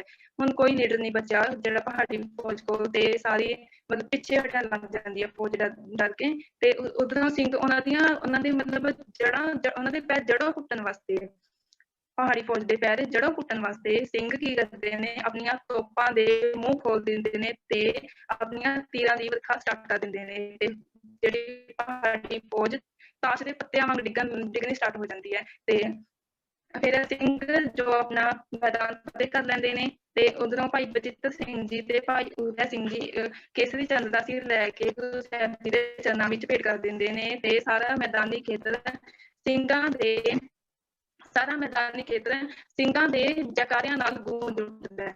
ਇਹ ਸੀਗਾ ਭਾਈ ਬਚਿੱਤਰ ਸਿੰਘ ਜੀ ਤੇ ਭਾਈ ਉਦੈ ਸਿੰਘ ਜੀ ਦੇ ਜਿਹਦਾ ਬਹਾਦਰੀ ਪਰ ਭਰਿਆ ਕਿੱਸਾ ਜਿਹਦੇ ਤੇ ਆਪਾਂ ਨੂੰ ਮਾਣ ਹੋਣਾ ਚਾਹੀਦਾ ਹੈ। ਬਟ ਅਫਸੋਸ ਕੀ ਹੈ ਆਪਾਂ ਨੂੰ ਮਾਣ ਤਾਂ ਆਪਾਂ ਕੀ ਕਰ ਰਹੇ ਹਾਂ, ਆਪਾਂ ਤਾਂ ਇਹਨੂੰ ਭੁੱਲੀ ਜਾ ਰਹੇ ਹਾਂ ਤੇ ਆਪਾਂ ਸ਼ੰਕੇ ਕਰਦੇ ਹਾਂ ਕਿ ਏਦਾਂ ਥੋੜੀ ਹੋ ਸਕਦਾ ਹੈ। ਮਤਲਬ ਕੋਈ ਬਾਹਰਲਾ ਸ਼ੰਕਾ ਕਰੇ ਹਨਾ, ਕੋਈ ਹੋਰ ਕੋਈ ਸ਼ੰਕਾ ਕਰੇ ਤਾਂ ਆਪਾਂ ਮੰਨ ਵੀ ਸਕਦੇ ਹਾਂ, ਬਟ ਆਪਣੀ ਜਿਹੜੀ ਪੜ੍ਹੀ ਲਿਖੀ ਸਿੱਖ ਕੌਮ ਵੀ ਇੱਥੇ ਸ਼ੰਕੇ ਕਰ ਰਹੀ ਹੈ ਕਿ ਏਦਾਂ ਨਹੀਂ ਹੋ ਸਕਦਾ ਕਿ ਭਾਈ ਬਚਿੱਤਰ ਸਿੰਘ ਜੀ ਨੇ ਤਾਂ ਉਹਦੀ ਅੱਖ ਵਿੱਚ ਜੋ ਬੱਚਾ ਮਾਰਿਆ ਸੀਗਾ ਤੇ ਬਟ ਇਹਦਾ ਸਾਇੰਟੀਫਿਕ ਐਨਾਲਾਈਸਿਸ ਵੀ ਮਤਲਬ ਕੀਤਾ ਏ ਤੇ ਇਹਦਾ ਸਾਇੰਟੀਫਿਕ ਐਨਾਲਾਈਸਿਸ ਵੀ ਕੀਤਾ ਹੈ ਕਿ ਏਦਾਂ ਮਤਲਬ ਹੋ ਸਕਦਾ ਹੈ ਜੋ ਢਾਲ ਜੇ ਮਤਲਬ ਜਿਹੜੀ ਮਤਲਬ ਗੁਰੂ ਸਾਹਿਬ ਜੀ ਨੇ ਨਾਗਣੀ ਬਰਛਾ ਦਿੱਤਾ ਸੀ ਨਾ ਉਹਨਾਂ ਨੂੰ, ਉਹ ਮਤਲਬ ਥੋੜਾ ਅਲੱਗ ਕਿਸਮ ਦਾ ਸੀ ਤੇ ਉਹਦੇ ਨਾਲ ਢਾਲਾਂ ਨੂੰ ਪਾੜਿਆ ਜਾ ਸਕਦਾ ਹੈ। ਤੇ ਹੁਣ ਆਪਾਂ ਇਹ ਸੀਗਾ ਉਹਨਾਂ ਦੇ ਬਹਾਦਰੀ ਭਰਿਆ ਕਿੱਸਾ ਤੇ ਹੁਣ ਆਪਾਂ ਗੱਲ ਕਰਾਂਗੇ ਭਾਈ ਸਾਹਿਬ ਜੀ ਦੀ ਸ਼ਹੀਦੀ ਬਾਰੇ ਤੇ ਇੱਕ ਮੁਸਲਿਮ ਬੀਬੀ ਦੀ ਕਹਾਣੀ। ਭਾਈ ਜਦੋਂ ਅਨੰਦਪੁਰ ਸਾਹਿਬ ਦੇ ਕਿਲੇ ਨੂੰ 7-8 ਮਹੀਨੇ ਘੇਰਾ ਪਿਆ ਰਹਿੰਦਾ ਹੈ ਤਾਂ ਮਤਲਬ ਹਨਾ ਆਪਾਂ ਨੂੰ ਇਤਿਹਾਸ ਸਭ ਨੂੰ ਪਤਾ ਤਾਂ ਗੁਰੂ ਸਾਹਿਬ ਜੀ ਜੋ ਕਿਲਾ ਛੱਡਣ ਵਾਸਤੇ ਤਿਆਰ ਨਹੀਂ ਹੁੰਦੇ, ਬਟ ਕਈ ਕਾਰਨਾਂ ਕਰਕੇ ਉਹਨਾਂ ਨੂੰ ਕਿਲਾ ਛੱਡਣਾ ਪੈਂਦਾ ਹੈ। ਤੇ ਜਦੋਂ ਕਿਲਾ ਛੱਡਦੇ ਨੇ ਤਾਂ ਮਤਲਬ ਏਦਾਂ ਨਹੀਂ ਕਿ ਉਹ ਮਤਲਬ ਕਿਲੇ ਚੋਂ ਬਾਹਰ ਆ ਗਏ ਇੱਕ ਭੀੜ ਦੀ ਤਰ੍ਹਾਂ ਹੀ ਬਾਹਰ ਨਿਕਲਿਆ, ਏਦਾਂ ਨਹੀਂ। ਉਹਨਾਂ ਨੇ ਮਤਲਬ ਇੱਕ ਪੂਰੀ ਪ੍ਰੋਪਰ ਪਲੈਨਿੰਗ ਕੀਤੀ ਸੀਗੀ ਪਹਿਲਾਂ ਨਿਕਲਣ ਵਾਸਤੇ ਕਿਲੇ ਵਿੱਚੋਂ। ਪਹਿਲਾਂ ਮਤਲਬ ਕਈ ਪਿੰਡਾਂ ਵਿੱਚ ਆਪਣੇ ਜਿਹੜੇ ਜਥੇ ਉਹਨਾਂ ਨੇ ਤੈਨਾਤ ਕੀਤੇ ਸੀਗੇ, ਮਤਲਬ ਜਿਵੇਂ ਉਹਨਾਂ ਨੇ ਇੱਕ ਮਿੰਟ ਹਾਂਜੀ ਕਈ ਪਿੰਡਾਂ ਵਿੱਚ ਉਹਨਾਂ ਨੇ ਆਪਣੇ ਜਥੇ ਤੈਨਾਤ ਕੀਤੇ ਸੀਗੇ ਤੇ ਤਾਂ ਬਾਹਰ ਨਿਕਲੇ ਸੀਗੇ। ਤੇ ਭਾਈ ਬਚਿੱਤਰ ਸਿੰਘ ਜੀ ਵੀ ਮਲਕਪੁਰ ਰੰਗੜਾ ਪਿੰਡ ਵਿੱਚ 100 ਸਿੰਘਾਂ ਦੇ ਜਥੇ ਨਾਲ ਉੱਥੇ ਤੈਨਾਤ ਹੋਏ ਸੀਗੇ ਮਲਕਪੁਰ ਰੰਗੜਾ ਪਿੰਡ ਵਿੱਚ। ਤੇ ਜਦੋਂ ਹੁਣ ਗੁਰੂ ਸਾਹਿਬ ਜੀ ਬਾਹਰ ਆਉਂਦੇ ਨੇ ਹਨਾ ਆਪਣੇ ਸਾਰੇ ਪਰਿਵਾਰ ਨਾਲ ਸਿੰਘਾਂ ਨਾਲ, ਤਾਂ ਜਿਹੜੀ ਪਹਾੜੀ ਫੌਜ ਹਨਾ ਧੋਖਾ ਕਰਕੇ ਮਤਲਬ ਹਮਲਾ ਕਰ ਦਿੰਦੀ ਹੈ ਸਿੰਘਾਂ ਤੇ ਜਦੋਂ ਹਮਲਾ ਕਰ ਦਿੰਦੀ ਹੈ ਤੇ ਉੱਥੇ ਜੰਗ ਸਟਾਰਟ ਹੋ ਜਾਂਦੀ ਹੈ ਸਰਸਾ ਦੇ ਕੰਢੇ ਤੇ ਗੁਰੂ ਸਾਹਿਬ ਜੀ ਤੇ ਛੋਟੇ ਸਾਹਿਬਜ਼ਾਦੇ ਵੱਡੇ ਸਾਹਿਬਜ਼ਾਦੇ ਸਰਸਾ ਦੇ ਮਤਲਬ ਉਰਲੇ ਪਾਸੇ ਜੰਗ ਲੜਦੇ ਨੇ ਤੇ ਭਾਈ ਬਚਿੱਤਰ ਸਿੰਘ ਜੀ ਆਪਣੇ ਤੋਂ ਮਤਲਬ 100 ਸਿੰਘ ਹੁੰਦੇ ਨੇ ਭਾਈ ਬਚਿੱਤਰ ਸਿੰਘ ਜੀ ਕੋਲ, ਤੇ ਆਪਣੇ ਤੋਂ 160 ਗੁਣਾ ਵੱਧ ਫੌਜ ਨਾਲ ਭਾਈ ਬਚਿੱਤਰ ਸਿੰਘ ਜੀ ਜੰਗ ਲੜਦੇ ਨੇ ਸਰਸਾ ਤੋਂ ਪਰਲੇ ਪਾਸੇ ਰੋਪੜ ਤੋਂ ਆਉਣ ਵਾਲੀ ਫੌਜ ਨਾਲ। ਤੇ ਭਾਈ ਉਦੈ ਸਿੰਘ ਜੀ ਸ਼ਾਹੀ ਟਿੱਬੀ ਤੇ ਸ਼ਹੀਦ ਹੋ ਜਾਂਦੇ ਨੇ ਤੇ ਜੰਗ ਦੇ ਦੌਰਾਨ ਗੁਰੂ ਗੋਬਿੰਦ ਸਿੰਘ ਜੀ ਤੇ ਵੱਡੇ ਸਾਹਿਬਜ਼ਾਦੇ ਜੰਗ ਦੇ ਦੌਰਾਨ ਹੀ ਮਤਲਬ ਚਲੇ ਜਾਂਦੇ ਨੇ ਜਦੋਂ ਹਨਾ ਆਪਾਂ ਨੂੰ ਸਭ ਨੂੰ ਪਤਾ ਹੈ ਕਿ ਕੋਟਲਾ ਨਿਹੰਗ ਖਾਨ ਦੀ ਹਵੇਲੀ ਵਿੱਚ ਗੁਰੂ ਸਾਹਿਬ ਜੀ ਜਾ ਕੇ ਠਹਿਰਦੇ ਨੇ ਤੇ ਉੱਥੇ ਜਦੋਂ ਠਹਿਰਦੇ ਨੇ 40 ਕੁ ਸਿੰਘਾਂ ਨਾਲ ਗੁਰੂ ਸਾਹਿਬ ਜੀ, ਤਾਂ ਉੱਥੇ ਇੱਕ ਸਿੰਘ ਹੁੰਦਾ ਹੈ ਭਾਈ ਬੱਗਾ ਸਿੰਘ ਜੀ, ਆ ਕੇ ਉਹਨਾਂ ਨੂੰ ਸੁਨੇਹਾ ਦਿੰਦੇ ਨੇ ਕਿ ਮਲਕਪੁਰ ਰੰਗੜਾ ਪਿੰਡ ਵਿੱਚ ਜਿੱਥੇ 100 ਸਿੰਘਾਂ ਦਾ ਜਥਾ ਤੈਨਾਤ ਹੋਇਆ ਸੀ 100 ਦੇ 100 ਸਿੰਘ ਸ਼ਹੀਦ ਹੋ ਚੁੱਕੇ ਨੇ, ਬਟ ਉਹਨਾਂ ਦਾ ਜਿਹੜਾ ਜਰਨੈਲ ਹੈ ਭਾਈ ਬਚਿੱਤਰ ਸਿੰਘ ਜੀ ਹਜੇ ਵੀ ਜੰਗੇ ਮੈਦਾਨ ਵਿੱਚ ਪਿਆ ਜੋ ਤੜਫ ਰਿਹਾ ਏ, ਹਜੇ ਉਹਨਾਂ ਦੀ ਸ਼ਹੀਦੀ ਨਹੀਂ ਹੋਈ। ਤਾਂ ਇਸ ਕੰਮ ਤੇ ਉੱਥੇ ਮਤਲਬ ਸਾਰੇ ਆਸ-ਪਾਸ ਮੁਗਲ ਫੌਜਾਂ ਫਿਰ ਰਹੀਆਂ ਹੁੰਦੀਆਂ ਨੇ ਤੇ ਮੁਗਲਾਂ ਦੇ ਇਸ ਪੰਜੇ ਵਿੱਚੋਂ ਭਾਈ ਸਾਹਿਬ ਨੂੰ ਚੱਕ ਕੇ ਲਿਆਣਾ ਬਹੁਤ ਮੁਸ਼ਕਿਲ ਕੰਮ ਹੁੰਦਾ ਹੈ। ਤਾਂ ਇਸ ਕੰਮ ਵਾਸਤੇ ਗੁਰੂ ਸਾਹਿਬ ਜੀ ਭਾਈ ਮਦਨ ਸਿੰਘ ਜੀ ਤੇ ਵੱਡੇ ਸਾਹਿਬਜ਼ਾਦੇ ਦੀ ਡਿਊਟੀ ਲਾਉਂਦੇ ਨੇ ਭਾਈ ਬਚਿੱਤਰ ਸਿੰਘ ਜੀ ਨੂੰ ਜੰਗੇ ਮੈਦਾਨ ਵਿੱਚੋਂ ਲਿਆਉਣ ਵਾਸਤੇ। ਤੇ ਹੁਣ ਭਾਈ ਮਦਨ ਸਿੰਘ ਜੀ ਤੇ ਵੱਡੇ ਸਾਹਿਬਜ਼ਾਦੇ ਬਾਬਾ ਅਜੀਤ ਸਿੰਘ ਜੀ ਭਾਈ ਬਚਿੱਤਰ ਸਿੰਘ ਜੀ ਨੂੰ ਲੈ ਆਉਂਦੇ ਨੇ ਜੰਗੇ ਮੈਦਾਨ ਵਿੱਚੋਂ ਤੇ ਮਤਲਬ ਤੇ ਲਿਆ ਕੇ ਉਹਨਾਂ ਨੂੰ ਕੋਟਲਾ ਨਿਹੰਗ ਖਾਨ ਦੀ ਹਵੇਲੀ ਵਿੱਚ ਲਿਟਾ ਦਿੰਦੇ ਨੇ ਤੇ ਉੱਥੇ ਸ਼ਾਮ ਪੈਣ ਤੇ ਗੁਰੂ ਸਾਹਿਬ ਜੀ ਤਾਂ ਚਲੇ ਜਾਂਦੇ ਨੇ, ਭਾਈ ਮੋਹਕਮ ਸਿੰਘ ਜੀ ਤੇ ਵੱਡੇ ਸਾਹਿਬਜ਼ਾਦੇ ਤੇ ਬਾਕੀ ਸਿੰਘਾਂ ਨਾਲ ਚਲੇ ਜਾਂਦੇ ਨੇ ਉੱਥੋਂ। ਤੇ ਹੁਣ ਭਾਈ ਬਚਿੱਤਰ ਸਿੰਘ ਜੀ ਬਟ ਹਜੇ ਵੀ ਕੋਟਲਾ ਨਿਹੰਗ ਖਾਨ ਦੀ ਹਵੇਲੀ ਵਿੱਚ ਪਏ ਤੜਪ ਰਹੇ ਨੇ। ਕੋਟਲਾ ਨਿਹੰਗ ਖਾਨ ਸੀ ਜੋ ਗੁਰੂ ਘਰ ਦਾ ਸ਼ਰਧਾਲੂ ਸੀਗਾ ਤੇ ਇਹਦਾ ਮਤਲਬ ਨਾਮ ਨਿਹੰਗ ਖਾਂ 6ਵੇਂ ਪਾਤਸ਼ਾਹ ਨੇ ਰੱਖਿਆ ਸੀਗਾ ਤੇ ਇਹਦੀ ਜੋ ਹਵੇਲੀ ਹੈ ਤੇ 7ਵੇਂ ਪਾਤਸ਼ਾਹ 6ਵੇਂ ਪਾਤਸ਼ਾਹ ਤੇ 8ਵੇਂ ਪਾਤਸ਼ਾਹ ਵੀ ਆਏ ਸੀਗੇ ਤੇ ਹੁਣ 10ਵੇਂ ਪਾਤਸ਼ਾਹ ਵੀ ਇਹਦੀ ਹਵੇਲੀ ਵਿੱਚ ਰੁਕੇ ਸੀਗੇ। ਤੇ ਜਦੋਂ ਗੁਰੂ ਸਾਹਿਬ ਜੀ ਚਲੇ ਜਾਂਦੇ ਨੇ ਤਾਂ ਭਾਈ ਬਚਿੱਤਰ ਸਿੰਘ ਜੀ ਹਜੇ ਵੀ ਉਹਦੀ ਹਵੇਲੀ ਵਿੱਚ ਪਏ ਨੇ ਤੇ ਉਹਨਾਂ ਦੀ ਸੇਵਾ ਵਾਸਤੇ ਭਾਈ ਬਚਿੱਤਰ ਸਿੰਘ ਜੀ ਦੀ ਸੇਵਾ ਵਾਸਤੇ ਜੋ ਨਿਹੰਗ ਖਾਂ ਦੀ ਬੇਟੀ ਮੁਮਤਾਜ ਤੇ ਉਹਨਾਂ ਦਾ ਬੇਟਾ ਆਲਮ ਖਾਂ ਉਹਨਾਂ ਦੀ ਸੇਵਾ ਕਰਦੇ ਹੁੰਦੇ ਨੇ। ਤੇ ਜਦੋਂ ਜਿਹੜੀ ਰੋਪੜ ਦੀ ਚੌਂਕੀ ਹੁੰਦੀ ਹੈ, ਰੋਪੜ ਦੀ ਫੌਜ ਹੁੰਦੀ ਹੈ, ਉਹਨਾਂ ਦਾ ਜੋ ਫੌਜਦਾਰ ਹੁੰਦਾ ਹੈ ਜ਼ਾਫਰ ਅਲੀ ਖਾਨ, ਤੇ ਉਹਨੂੰ ਨਾ ਕੋਈ ਜਾ ਕੇ ਖਬਰ ਦਿੰਦਾ ਹੈ ਜ਼ਾਫਰ ਅਲੀ ਖਾਨ ਨੂੰ ਕਿ ਨਿਹੰਗ ਖਾਨ ਦੀ ਹਵੇਲੀ ਵਿੱਚ ਬਾਗੀ ਗੁਰੂ ਆਇਆ ਹੋਇਆ ਹੈ। ਤੇ ਜਦੋਂ ਉਹਨੂੰ ਇਹ ਗੱਲ ਪਤਾ ਲੱਗਦੀ ਹੈ ਤਾਂ ਛੇਤੀ ਦੇ ਨੇ ਉਹ ਜਿਹੜੀ ਉਹਦੀ ਹਵੇਲੀ ਹੁੰਦੀ ਹੈ ਕੋਟਲਾ ਨਿਹੰਗ ਖਾਨ ਦੀ ਹਵੇਲੀ ਹੁੰਦੀ ਹੈ, ਕੋਟਲਾ ਉਹਨਾਂ ਦੇ ਪਿੰਡ ਦਾ ਨਾਮ ਹੁੰਦਾ ਹੈ, ਠੀਕ ਹੈ। ਤੇ ਹਵੇਲੀ ਨੂੰ ਘੇਰਾ ਪਾ ਲੈਂਦਾ ਤੇ ਸਾਰੀ ਹਵੇਲੀ ਦੀ ਤਲਾਸ਼ ਕਰਦਾ, ਬਟ ਗੁਰੂ ਸਾਹਿਬ ਜੀ ਉੱਥੋਂ ਚਲੇ ਗਏ ਹੁੰਦੇ ਨੇ ਤਾਂ ਕੁਛ ਵੀ ਨਹੀਂ ਉਹਨਾਂ ਨੂੰ ਲੱਭਦਾ। ਤਾਂ ਭਾਈ ਬਚਿੱਤਰ ਸਿੰਘ ਜੀ ਬਟ ਇੱਕ ਕਮਰੇ ਵਿੱਚ ਪਏ ਹੁੰਦੇ ਨੇ ਤੇ ਉਹ ਕਮਰਾ ਜੋ ਲੋਕ ਹੁੰਦਾ ਹੈ ਤੇ ਸਾਰੀ ਹਵੇਲੀ ਦੀ ਜਦੋਂ ਤਲਾਸ਼ੀ ਹੋ ਜਾਂਦੀ ਹੈ ਤਾਂ ਕੁਝ ਵੀ ਨਹੀਂ ਲੱਭਦਾ। ਤਾਂ ਜ਼ਾਫਰ ਖਾਨ ਕਹਿੰਦਾ ਕਿ ਇਹ ਜਿਹੜਾ ਲੋਕ ਕੀਤਾ ਜੋ ਕਮਰਾ ਹੈ ਇਹਦੇ ਵਿੱਚ ਕੀ ਹੈ ਹਨਾ, ਇਹ ਕਮਰਾ ਕਿਉਂ ਬੰਦ ਹੈ ਵੀ ਇਹਦੀ ਵੀ ਤਲਾਸ਼ੀ ਲਈ ਜਾਵੇ। ਤਾਂ ਜਿਹੜਾ ਨਿਹੰਗ ਖਾਂ ਹੁੰਦਾ ਮਤਲਬ ਇੰਨੇ ਕੌਨਫੀਡੈਂਸ ਨਾਲ ਜਵਾਬ ਦਿੰਦਾ ਨਾ ਕਿ ਏਦਾਂ ਲੱਗਦਾ ਕਿ ਉਹ ਸੱਚ ਹੀ ਕਹਿ ਰਿਹਾ, ਮਤਲਬ ਬੋਲਦਾ ਝੂਠ ਹੈ ਬਟ ਗੁਰੂ ਸਾਹਿਬ ਜੀ ਨੇ ਕਿਹਾ ਹੀ ਨਾ ਜਿੱਥੇ ਆਪਾਂ ਨੂੰ ਕਿਸੇ ਦੀ ਜਾਨ ਬਚਦੀ ਹੋਵੇ ਉੱਥੇ ਝੂਠ ਬੋਲਣਾ ਜਾਇਜ਼ ਹੈ, ਠੀਕ ਹੈ। ਤੇ ਨਿਹੰਗ ਖਾਂ ਕਹਿੰਦਾ ਹੈ ਕਿ ਮਤਲਬ ਉਸ ਕਮਰੇ ਵਿੱਚ ਉਸ ਟਾਈਮ ਭਾਈ ਬਚਿੱਤਰ ਸਿੰਘ ਜੀ ਬੇਹੋਸ਼ ਪਏ ਹੁੰਦੇ ਨੇ ਤੇ ਉਹਨਾਂ ਦੀ ਨਿਹੰਗ ਖਾਨ ਦੀ ਬੇਟੀ ਮੁਮਤਾਜ ਉਹ ਉਹਨਾਂ ਦੀ ਸੇਵਾ ਵਿੱਚ ਹੁੰਦੀ ਹੈ। ਤੇ ਜਦੋਂ ਫਿਰ ਪੁੱਛਦਾ ਏ ਜ਼ਾਫਰ ਅਲੀ ਖਾਨ ਕਹਿੰਦਾ ਕਿ ਇਹ ਕਮਰਾ ਲੋਕ ਕਿਉਂ ਹੈ, ਤਾਂ ਨਿਹੰਗ ਖਾਨ ਜਵਾਬ ਦਿੰਦਾ ਕਿ ਕਹਿੰਦਾ ਇਸ ਕਮਰੇ ਵਿੱਚ ਮੇਰੀ ਬੇਟੀ ਤੇ ਮੇਰਾ ਜਵਾਈ ਨੇ, ਮਤਲਬ ਇੰਨੇ ਕੌਨਫੀਡੈਂਸ ਨਾਲ ਜਵਾਬ ਦਿੰਦਾ ਕਿ ਏਦਾਂ ਲੱਗਦਾ ਕਿ ਉਹ ਸੱਚ ਬੋਲ ਰਿਹਾ। ਤੇ ਮਤਲਬ ਜੇ ਹੁਣ ਉਹ ਕਮਰੇ ਦੀ ਤਲਾਸ਼ੀ ਲਈ ਜਾਵੇ ਤਾਂ ਡਿਸਰਿਸਪੈਕਟਫੁਲ ਗੱਲ ਹੋਏਗੀ ਹਨਾ। ਤਾਂ ਉਹ ਕਹਿੰਦਾ ਮਤਲਬ ਜ਼ਾਫਰ ਅਲੀ ਖਾਨ ਕਹਿੰਦਾ ਜੇ ਤੁਹਾਡੀ ਬੇਟੀ ਤੇ ਜਵਾਈ ਨੇ ਤਾਂ ਮੇਰੀ ਵੀ ਤਾਂ ਬੇਟੀ ਤੇ ਜਵਾਈ ਨੇ, ਤੁਸੀਂ ਰਹਿਣ ਦਿਓ, ਇਸ ਕਮਰੇ ਦੀ ਤਲਾਸ਼ੀ ਨਹੀਂ ਲਈ ਜਾਏਗੀ। ਤਾਂ ਉਹ ਚਲਿਆ ਜਾਂਦਾ ਵਾਪਸ। ਤੇ ਇਹ ਗੱਲ ਜਦੋਂ ਉਹਦਾ ਨਿਹੰਗ ਖਾਂ ਮੁਮਤਾਜ ਦਾ ਜੋ ਪਿਤਾ ਹੁੰਦਾ ਇਹ ਗੱਲ ਕਹਿ ਰਿਹਾ ਹੁੰਦਾ ਤਾਂ ਮੁਮਤਾਜ ਇਹ ਗੱਲ ਸੁਣ ਲੈਂਦੀ ਹੈ। ਭਾਈ ਬਚਿੱਤਰ ਸਿੰਘ ਜੀ ਤਾਂ ਬੇਹੋਸ਼ ਸੀਗੇ ਬਟ ਮੁਮਤਾਜ ਇਹ ਗੱਲ ਸੁਣ ਲੈਂਦੀ ਹੈ। ਤਾਂ ਬਟ ਉਸ ਟਾਈਮ ਤਾਂ ਉਹ ਕੁਛ ਨਹੀਂ ਕਹਿੰਦੀ। ਜਦੋਂ ਉਸੇ ਸ਼ਾਮ ਭਾਈ ਬਚਿੱਤਰ ਸਿੰਘ ਜੀ ਚੜ੍ਹਾਈ ਕਰ ਜਾਂਦੇ ਨੇ ਤੇ ਉੱਥੇ ਹੀ ਮਤਲਬ ਉਹਨਾਂ ਦੇ ਹਵੇਲੀ ਦੇ ਪਿਛਲੇ ਪਾਸੇ ਹੀ ਉਹਨਾਂ ਦਾ ਸੰਸਕਾਰ ਕੀਤਾ ਜਾਂਦਾ ਹੈ ਭਾਈ ਬਚਿੱਤਰ ਸਿੰਘ ਜੀ ਦਾ। ਤੇ ਉੱਥੇ ਅੱਜ ਵੀ ਗੁਰਦੁਆਰਾ ਸਾਹਿਬ ਬਣਿਆ ਹੋਇਆ ਹੈ ਅੰਗੀਠਾ ਸਾਹਿਬ। ਤੇ ਉਸ ਟਾਈਮ ਤਾਂ ਉਹ ਕੁਝ ਕਹਿੰਦੀ ਨਹੀਂ, ਤੇ ਨਾ ਥੋੜੇ ਦਿਨਾਂ ਬਾਅਦ ਮਤਲਬ ਮੁਮਤਾਜ਼ ਦਾ ਨਾ ਪਹਿਲਾਂ ਜਿੱਦਾਂ ਆਪਾਂ ਕਹਿ ਸਕਦੇ ਹਾਂ engagement ਹੋਈ ਸੀਗੀ ਇਰਫਾਨ ਖਾਨ ਨਾਲ, ਜੋ ਕਿ ਇੱਕ ਚੰਗਾ ਇਨਸਾਨ ਨਹੀਂ ਸੀ, ਮਤਲਬ ਕਾਫੀ ਜ਼ੁਲਮੀ ਸੀਗਾ। ਤੇ ਥੋੜੇ ਦਿਨਾਂ ਬਾਅਦ ਹੀ ਜਦੋਂ ਭਾਈ ਸਾਹਿਬ ਜੀ ਦਾ ਅਕਾਲ ਚਲਾਣਾ ਕਰ ਜਾਂਦੇ ਨੇ, ਤਾਂ ਥੋੜੇ ਦਿਨਾਂ ਬਾਅਦ ਹੀ ਉਹਦੀ ਰਿਸ਼ਤਾ ਆਉਂਦਾ ਹੈ, ਮਤਲਬ ਵਿਆਹ ਵਾਸਤੇ ਕਹਿੰਦੇ ਨੇ ਮੁਮਤਾਜ਼ ਨੂੰ। ਤੇ ਮੁਮਤਾਜ਼ ਉਸ ਟਾਈਮ ਕਹਿੰਦੀ ਹੈ ਆਪਣੀ ਮਾਂ ਨੂੰ, ਕਹਿੰਦੀ ਕਿ ਇੱਕ ਵਿਧਵਾ ਦਾ ਵਿਆਹ ਕਿੱਦਾਂ ਹੋ ਸਕਦਾ ਹੈ। ਤੇ ਮਤਲਬ ਉਹਦੀ ਮਾਂ ਕਹਿੰਦੀ ਹੈ ਮੁਮਤਾਜ਼ ਦੀ ਕਿ ਨਹੀਂ ਤੂੰ ਵਿਧਵਾ ਕਿੱਦਾਂ ਹੋਗੀ, ਤੇਰਾ ਤਾਂ ਹਜੇ ਵਿਆਹ ਵੀ ਨਹੀਂ ਹੋਇਆ।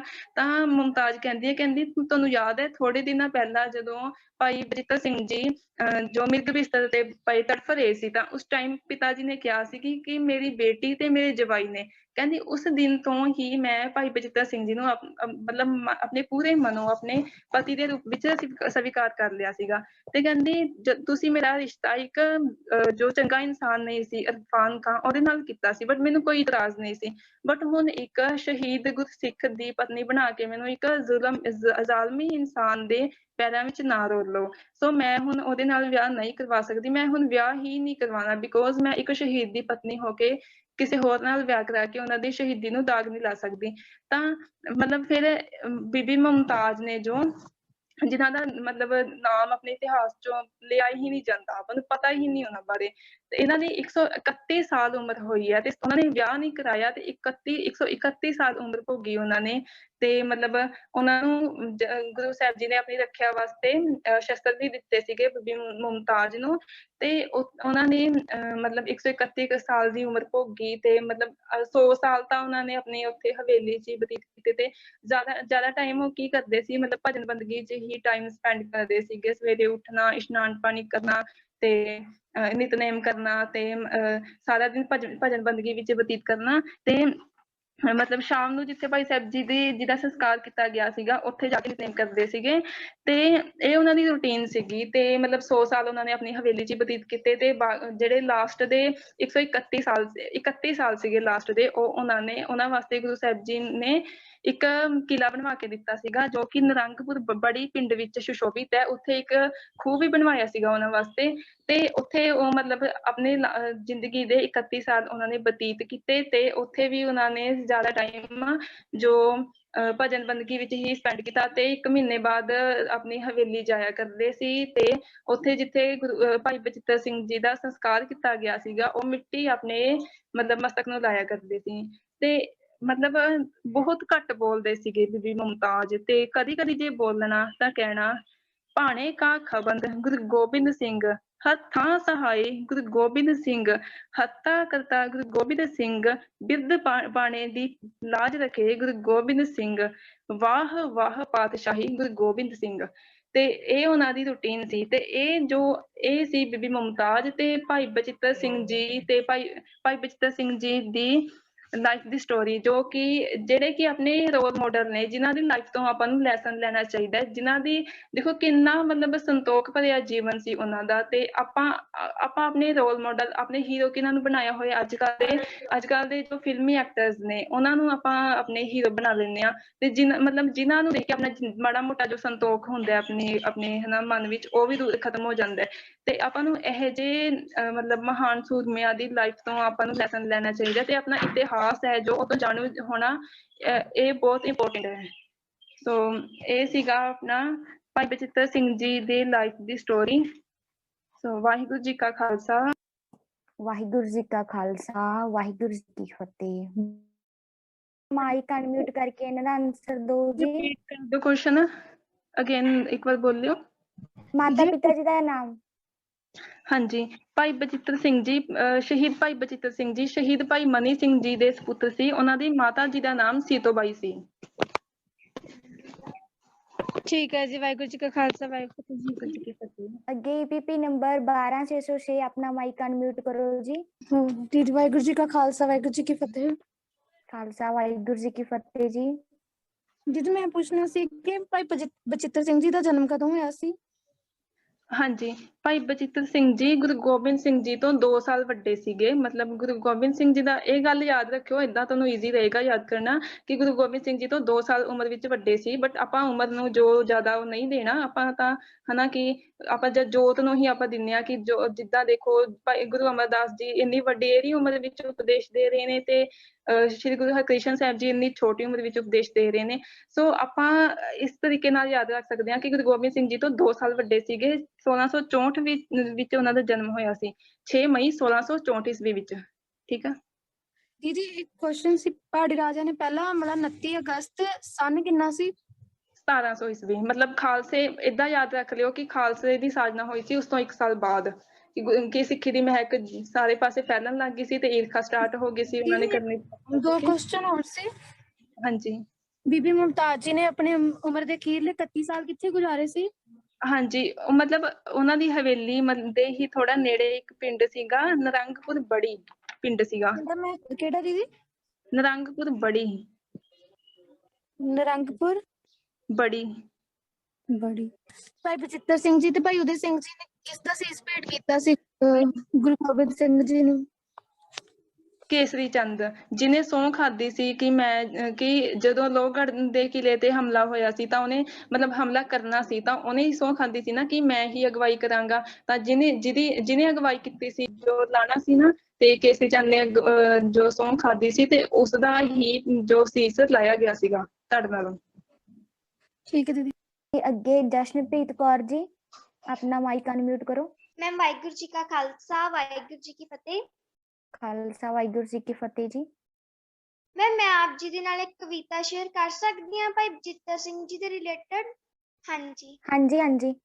ਸੰਗਤ ਜੁੜੀ ਨਿਤ ਵਾਂਗਰਾਂ ਅੱਜ ਗੁਰੂ ਦੁਆਰੇ, ਦਸਮ ਪਿਤਾ ਦੇ ਸੰਗ ਬੈਠੇ ਇਉਂ ਸਾਰੇ, ਜਿਉਂ ਚੰਨ ਦੁਆਰੇ ਸੋਭਦੇ ਨੇ ਰਾਤੀ ਤਾਰੇ, ਆ ਕੇ ਸੂਈਏ ਨੇ ਮੁਖੋਂ ਫਰਮਾਇਆ, ਹੁਣੇ ਪਹਾੜੀ ਰਾਜਿਆਂ ਇੱਕ ਮਤਾ ਪਕਾਇਆ, ਇੱਕ ਹਾਥੀ ਰਾਜਾ ਕੇਸਰੀ ਹੈ ਕਿੱਥੋਂ ਲਿਆਇਆ, ਲੋਹਗੜ੍ਹ ਢਾਉਣ ਵਾਸਤੇ ਉਹਨਾਂ ਕਰੀ ਤਿਆਰੀ, ਸਿਰ ਹਾਥੀ ਦੇ ਬੰਨ ਕੇ ਲੋ ਤਵੇ ਦੋ ਭਾਰੀ, ਉਹਦੀ ਸੁੰਡ ਦੇ ਨਾਲ ਹੈ ਬੰਨ ਦਿੱਤੀ ਤਲਵਾਰ ਦੋ ਧਾਰੀ, ਮਸਤ ਕਰਨ ਲਈ ਉਸ ਨੂੰ ਹੈ ਸ਼ੁਰਾ ਪਿਆਈ, ਕੱਲ ਨੂੰ ਇੱਧਰ ਆਵਣਾ ਉਸ ਕਰਕੇ ਧਾਈ, ਕੱਲ ਨੂੰ ਇੱਧਰ ਆਵਣਾ ਉਸ ਕਰਕੇ ਧਾਈ, ਏਦਾਂ ਕਹਿ ਕੇ ਸਿੰਘ ਨੇ ਸੀ ਗੱਲ ਮੁਕਾਈ, ਸੁਣ ਕੇ ਸਾਰੀ ਵਾਰਤਾ ਸਤਿਗੁਰੂ ਮੁਸਕਰਾਏ, ਦੁਨੀ ਚੰਦ ਵੱਲ ਵੇਖ ਕੇ ਮੁਖੋਂ ਫਰਮਾਏ, ਆਉਂਦਾ ਹਾਥੀ ਮਸਤਿਆ ਜੀ ਸਦਕੇ ਆਏ, ਇਹ ਗੱਲ ਸੁਣ ਕੇ ਦੁਨੀ ਚੰਦ ਡਾਢਾ ਘਬਰਾਇਆ, ਸੋਚਣ ਲੱਗਾ ਕਿਸਮਤੇ ਕਿੱਥੇ ਮਰਵਾਇਆ, ਏਡੀ ਵੱਡੀ ਡੀਲ ਡੌਲ ਦਿਲ ਛੋਟਾ ਪਾਇਆ, ਇੱਕ ਸਿੱਖ ਨੇ ਦੱਸਿਆ ਆਣ ਕੇ ਦੂਜੇ ਦਿਨ ਤੜਕੇ, ਹਰਨ ਹੋ ਗਿਆ ਦੁਨੀ ਚੰਦ ਕੰਧ ਉੱਤੋਂ ਚੜ ਕੇ, ਲੱਤ ਟੁੱਟੀ ਸੱਪ ਕੰਧ ਟੱਪਦਿਆਂ ਮਰਿਆ ਸੱਪ ਲੜ ਕੇ, ਹੱਸ ਕੇ ਬੋਲੇ ਸਤਿਗੁਰੂ ਤੱਕ ਚਾਰ ਚੁਫੇਰਾ, ਹਾਥੀ ਵਿੱਚ ਸਰੀਰ ਦੇ ਹੈ ਜ਼ੋਰ ਬਥੇਰਾ, ਸ਼ੇਰ ਨਾਲੋਂ ਪਰ ਘੱਟ ਹੈ ਉਹਦੇ ਵਿੱਚ ਜੇਰਾ, ਫਿਰ ਕਿਹਾ ਬਚਿੱਤਰ ਸਿੰਘ ਨੂੰ ਸੁਣ ਦੁੱਲਿਆ ਸ਼ੇਰਾ, ਹਾਥੀ ਕਰੂ ਮੁਕਾਬਲਾ ਕੀ ਸਿੰਘਾ ਤੇਰਾ, 10 ਹਾਥੀਆਂ ਲਈ ਵੀ ਤੂੰ ਸ਼ੇਰ ਬਥੇਰਾ, ਸੁਣ ਕੇ ਸਿੰਘ ਨੇ ਘੋੜੇ ਤੇ ਕਾਠੀ ਜਾ ਪਾਈ, ਲੋਹਗੜ੍ਹ ਦੇ ਵੱਲ ਉਸਨੇ ਝਟ ਕਰੀ ਚੜਾਈ, ਪੁੱਜਿਆ ਕਿਲੇ ਦੇ ਸਾਹਮਣੇ ਉਸ ਦੇਰ ਨਾ ਲਾਈ, ਮਸਤਿਆ ਹਾਥੀ ਆ ਗਿਆ ਸੀ ਵਾਂਗ ਹਨੇਰੀ, ਪਿੱਛੋਂ ਫੌਜਾਂ ਉਸ ਨੂੰ ਜਾਵਨ ਸ਼ਿਸ਼ਕੇਰੀ, ਸਿੰਘ ਬਚਿੱਤਰ ਗਰਜਿਆ ਨਾ ਲਾਈ ਦੇਰੀ, ਵਧਿਆ ਹਾਥੀ ਵੱਲ ਨੂੰ ਯੋਧਾ ਬਲਕਾਰੀ, ਤੂੰ ਨਾਗਨੀ ਉਸਨੇ ਹਾਥੀ ਦੇ ਮਾਰੀ, ਗਈ ਤਵੇ ਨੂੰ ਚੀਰਦੀ ਤਸ ਅੰਦਰ ਸਾਰੀ, ਹਾਥੀ ਭੱਜਿਆ ਚੀਕਦਾ ਖਾ ਫੱਟ ਕਰਾਰਾ, ਇੱਕੋ ਵਾਰ ਹੀ ਸਿੰਘ ਦਾ ਕਰ ਗਿਆ ਨਿਤਾਰਾ, ਭੱਜਿਆ ਰਣ ਚੋਂ ਕੇਸਰੀ ਲਸ਼ਕਰ ਵੀ ਸਾਰਾ, ਸ਼ੇਰ ਬਚਿੱਤਰ ਸਿੰਘ ਨੇ ਸੀ ਰੱਖ ਵਿਖਾਈ, ਸਿੰਘ ਬਹਾਦਰ ਹੋਂਵਦਾ ਇਹ ਅਸਲ ਸਚਾਈ, ਸਿੰਘ ਸੂਰਮੇ ਕਦੇ ਨਾ ਰਣ ਪਿੱਠ ਵਿਖਾਈ। ਵਾਹਿਗੁਰੂ ਜੀ ਕਾ ਖਾਲਸਾ ਵਾਹਿਗੁਰੂ ਜੀ ਕੀ ਫਤਿਹ। ਵਾਹਿਗੁਰੂ ਜੀ ਕਾ ਖਾਲਸਾ ਵਾਹਿਗੁਰੂ ਜੀ ਕੀ ਫਤਿਹ। ਬਹੁਤ ਵਧੀਆ ਜੀ। ਅੱਗੇ ਅਵਨੀਤ ਕੌਰ ਜੀ, ਆਪਣਾ ਮਾਈਕ ਅਨਮਿਊਟ ਕਰੋ ਜੀ। ਵਾਹਿਗੁਰੂ ਜੀ ਕਾ ਖਾਲਸਾ ਵਾਹਿਗੁਰੂ ਜੀ ਕੀ ਫਤਿਹ। ਵਾਹਿਗੁਰੂ ਜੀ ਸਭ ਤੋਂ ਪਹਿਲਾਂ ਮੈਂ ਦੀਦੀ ਦਾ ਬਹੁਤ ਬਹੁਤ ਧੰਨਵਾਦ ਕਰਦੀ ਹਾਂ ਕਿ ਉਹਨਾਂ ਨੇ ਸਾਨੂੰ ਬਹੁਤ ਵਧੀਆ ਸਿੱਖਿਆ ਦਿੱਤੀ। ਵਾਹਿਗੁਰੂ ਜੀ ਮੇਰਾ ਕੁਐਸਚਨ ਹੈ ਕਿ ਭਾਈ ਬਚਿੱਤਰ ਸਿੰਘ ਜੀ ਕਿੱਥੇ ਸ਼ਹੀਦ ਹੋਏ ਸੀ?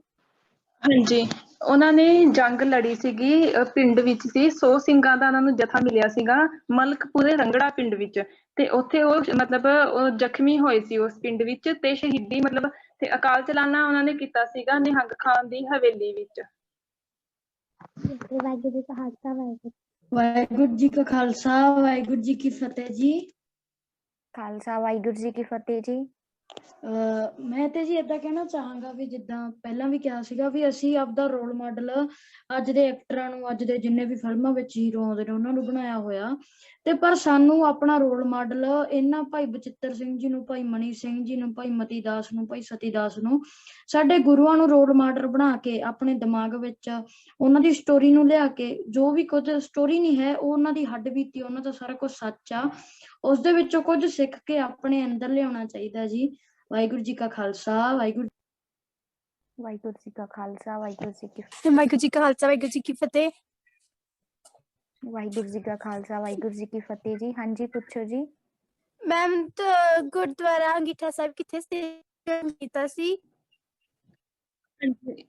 ਹਾਂਜੀ, ਇਹ ਗੁਰਦੁਆਰਾ ਸਾਹਿਬ ਕੋਟਲਾ, ਜੋ ਇੱਕ ਕੋਟਲਾ ਨਾਮੀ ਪਿੰਡ ਹੈ, ਤੇ ਉਸ ਉੱਥੇ ਨਿਹੰਗ ਖਾਨ ਦੀ ਹਵੇਲੀ ਉਹਦੇ ਪਿਛਲੀ ਸਾਈਡ ਬਣਿਆ ਹੋਇਆ ਹੈ, ਮਤਲਬ ਇਹ ਰੋਪੜ ਜ਼ਿਲ੍ਹੇ ਵਿੱਚ ਹੀ ਪੈਂਦਾ ਹੈ। ਵਾਹਿਗੁਰੂ ਜੀ ਕਾ ਖਾਲਸਾ ਵਾਹਿਗੁਰੂ ਜੀ ਕੀ ਫਤਿਹ ਜੀ। ਹਾਂਜੀ, ਖਾਲਸਾ ਵਾਹਿਗੁਰੂ ਜੀ ਕੀ ਫਤਿਹ ਜੀ। ਹਾਂਜੀ, ਮੇਰਾ ਦੀਦੀ ਕੁਐਸਚਨ ਸੀ ਕਿ ਭਾਈ ਬਚਿੱਤਰ ਸਿੰਘ ਜੀ ਦਾ ਜਨਮ ਕਿੱਥੇ ਹੋਇਆ ਸੀ? ਹਾਂਜੀ, ਉਹਨਾਂ ਦਾ ਜਨਮ, ਭਾਈ ਬਚਿੱਤਰ ਸਿੰਘ ਜੀ ਦਾ ਜਨਮ ਹੋਇਆ ਸੀਗਾ ਪਿੰਡ ਅਲੀਪੁਰ ਸਮਾਲੀ ਤੇ ਜ਼ਿਲ੍ਹਾ ਮੁਜ਼ੱਫਰਗੜ੍ਹ ਤੇ ਰਿਆਸਤ ਸੀ ਮੁਲਤਾਨ। ਹਾਂਜੀ, ਥੈਂਕ ਯੂ ਦੀਦੀ ਜੀ। ਵਾਹਿਗੁਰੂ ਜੀ ਕਾ ਖਾਲਸਾ ਵਾਹਿਗੁਰੂ ਜੀ ਕੀ ਫਤਿਹ। ਵਾਹਿਗੁਰੂ ਜੀ ਕੀ ਫਤਿਹ। ਸਾਰੇ ਵਿਦਿਆਰਥੀਆਂ ਦਾ ਬਹੁਤ ਬਹੁਤ ਧੰਨਵਾਦ। ਪਰ ਇੱਕ ਗੱਲ ਨਾ, ਜਦੋਂ ਵੀ ਅਸੀਂ ਹਿਸਟਰੀ ਪੜ੍ਹਦੇ ਹਾਂ, ਦੋ ਤਰੀਕਿਆਂ ਦੀ ਹਿਸਟਰੀ ਹੁੰਦੀ ਹੈ। ਇੱਕ ਹੈ ਕਿ ਅਸੀਂ ਡੇਟਸ ਪੜ੍ਹ ਰਹੇ ਹਾਂ ਤੇ ਉਹਨਾਂ ਦੇ ਮਾਤਾ ਪਿਤਾ ਦੇ ਨਾਂ ਯਾਦ ਕਰ ਰਹੇ ਹਾਂ, ਦੂਸਰਾ ਕਿ ਉਹਨਾਂ ਦੇ ਜੀਵਨ 'ਚ ਅਸੀਂ ਕੀ ਸਿੱਖਿਆ ਲੈ ਰਹੇ ਹਾਂ। ਸੋ ਇਸ ਲਈ ਬਹੁਤ ਜ਼ਰੂਰੀ ਹੈ ਕਿ ਅਸੀਂ ਜੀਵਨ ਦੇ ਵਿੱਚ ਸਿੱਖਿਆ ਲਈਏ, ਤੇ ਇਨਫੋਰਮੇਸ਼ਨ ਜ਼ਰੂਰੀ ਹੈ ਸਾਨੂੰ ਕਿ ਜਨਮ ਕਿੱਥੇ ਹੋਇਆ, ਕਿਉਂ ਹੋਇਆ, ਪਰ ਅਸੀਂ ਸਿਰਫ ਇੱਥੇ ਤੱਕ ਹੀ ਸੀਮਤ ਨਾ ਰਹਿ ਜੀ, ਇਸ ਗੱਲ ਦਾ ਖਾਸ ਧਿਆਨ ਰੱਖਣਾ ਜੀ। ਸੋ ਸਾਰੇ ਹੀ ਵਿਦਿਆਰਥੀ, ਦੋ ਵਿਦਿਆਰਥੀਆਂ ਸਾਰਿਆਂ ਨਾਲ ਸਾਂਝ ਪਾਈ ਹੈ, ਦੋਨਾਂ ਨੇ ਬਹੁਤ ਹੀ ਵਧੀਆ ਕੀਤਾ। ਔਰ ਬਾਕੀ ਵੀ ਵਿਦਿਆਰਥੀ, ਅਗਰ ਤੁਹਾਡੇ ਚੋਂ ਕਿਸੇ ਦਾ ਵੀ ਮਨ ਕਰਦਾ ਹੈ ਕਿ ਅਸੀਂ ਕੋਈ ਵਿਸ਼ਾ ਬੋਲਣਾ, ਤੁਸੀਂ ਆਪਣੇ ਵਾਈਸੀ ਨਾਲ ਸੰਪਰਕ ਕਰ ਸਕਦੇ ਹੋ, ਤੇ ਜਾਂ ਫਿਰ ਅਗਰ ਤੁਸੀਂ ਜਿੱਦਾਂ ਅੱਜ ਜਸ਼ਨਪ੍ਰੀਤ ਕੌਰ ਜੀ ਨੇ ਪਹਿਲਾਂ ਵੀ ਸੰਭਾਲੀ ਸੀ 14,779, ਤੇ ਅੱਜ ਵੀ ਇਹਨਾਂ ਨੇ ਸੰਭਾਲੀ ਹੈ ਜੋ ਕੈਂਪ ਦੀ ਜਿਹੜੇ ਇੰਚਾਰਜਸ਼ਿਪ ਸੰਭਾਲੀ ਹੈ। ਸੋ ਅਗਰ ਤੁਹਾਡੇ ਵਿੱਚੋਂ ਵੀ ਕੋਈ ਸੰਭਾਲਣਾ ਚਾਹੁੰਦਾ ਤਾਂ ਦੱਸ ਸਕਦਾ ਹੈ ਜੀ। ਸੋ ਜ਼ਰੂਰ ਉਹਨਾਂ ਨੂੰ ਮੌਕਾ ਦਿੱਤਾ ਜਾਏਗਾ। ਸਪੈਸ਼ਲ ਅਨਾਉਂਸਮੈਂਟ ਹੈ ਜੀ, ਅਟੈਂਡੈਂਸ ਤੋਂ ਪਹਿਲਾਂ ਜ਼ਰੂਰ ਧਿਆਨ ਦੇਣਾ ਜੀ। ਗੁਰੂ ਤੇਗ ਬਹਾਦਰ ਸਾਹਿਬ ਜੀ ਦਾ 400 ਸਾਲਾ ਜੋ ਕਿ 1 ਮਈ ਨੂੰ ਆ ਰਿਹਾ, ਸਾਰੀ ਹੀ ਦੁਨੀਆ ਬਹੁਤ ਹੀ ਵੱਡੇ ਪੱਧਰ ਤੇ ਇਸ ਨੂੰ ਅਸੀਂ ਮਨਾਉਣ ਦੀ ਤਿਆਰੀ ਕਰ ਰਹੇ ਹਾਂ। ਸੋ 24 ਅਪ੍ਰੈਲ ਤੋਂ 30 ਅਪ੍ਰੈਲ ਯਾਨੀ ਕੱਲ ਤੋਂ ਲੈ ਕੇ 30 ਅਪ੍ਰੈਲ ਤੱਕ ਜੋ ਰੋਜ਼ ਦਾ ਇਹ ਕੈਂਪ ਹੋਏਗਾ, ਉਹਦੇ ਵਿੱਚ ਸ਼ਲੋਕ ਮਹੱਲਾ 9ਵਾਂ ਬਾਣੀ ਜੋ ਕਿ ਗੁਰੂ ਤੇਗ ਬਹਾਦਰ ਜੀ ਦੀ ਰਚਨਾ, ਉਹਦੀ ਵਿਚਾਰ ਕੀਤੀ ਜਾਵੇਗੀ। ਸੋ ਸਾਰਿਆਂ ਨੇ ਜਿੱਥੇ ਆਪ ਵੀ ਜੁੜਨਾ, ਉੱਥੇ ਹੋਰ ਆਪਣੇ ਫਰੈਂਡਸ, ਆਪਣੇ ਰਿਲੇਟਿਵਸ ਨੂੰ, ਆਪਣੇ ਘਰਦਿਆਂ ਨੂੰ, ਸਭ ਨੂੰ ਕਹਿਣਾ ਕਿ ਉਹ ਜੁੜਨ। ਔਰ ਇਹ ਜਿਹੜਾ ਪ੍ਰੋਗਰਾਮ ਹੈ ਸਾਰਾ ਫੇਸਬੁੱਕ ਤੇ ਵੀ ਲਾਈਵ ਹੋਏਗਾ। ਸੋ ਜ਼ਰੂਰ ਸਾਰਿਆਂ ਨੇ ਇਹ ਬੇਨਤੀ ਪ੍ਰਵਾਨ ਕਰਨਾ ਜੀ। ਇਹ ਜਿਹੜਾ ਪੋਸਟਰ ਹੈ ਇਹ ਗਰੁੱਪਸ ਦੇ ਵਿੱਚ ਵੀ ਭੇਜ ਦਿੱਤਾ ਗਿਆ, ਜ਼ਰੂਰ ਇਹਨੂੰ ਵੱਧ ਤੋਂ ਵੱਧ ਸ਼ੇਅਰ ਕਰੀਏ ਜੀ। ਸੋ ਬਹੁਤ ਧੰਨਵਾਦ ਜੀ ਸਾਰਿਆਂ ਦਾ।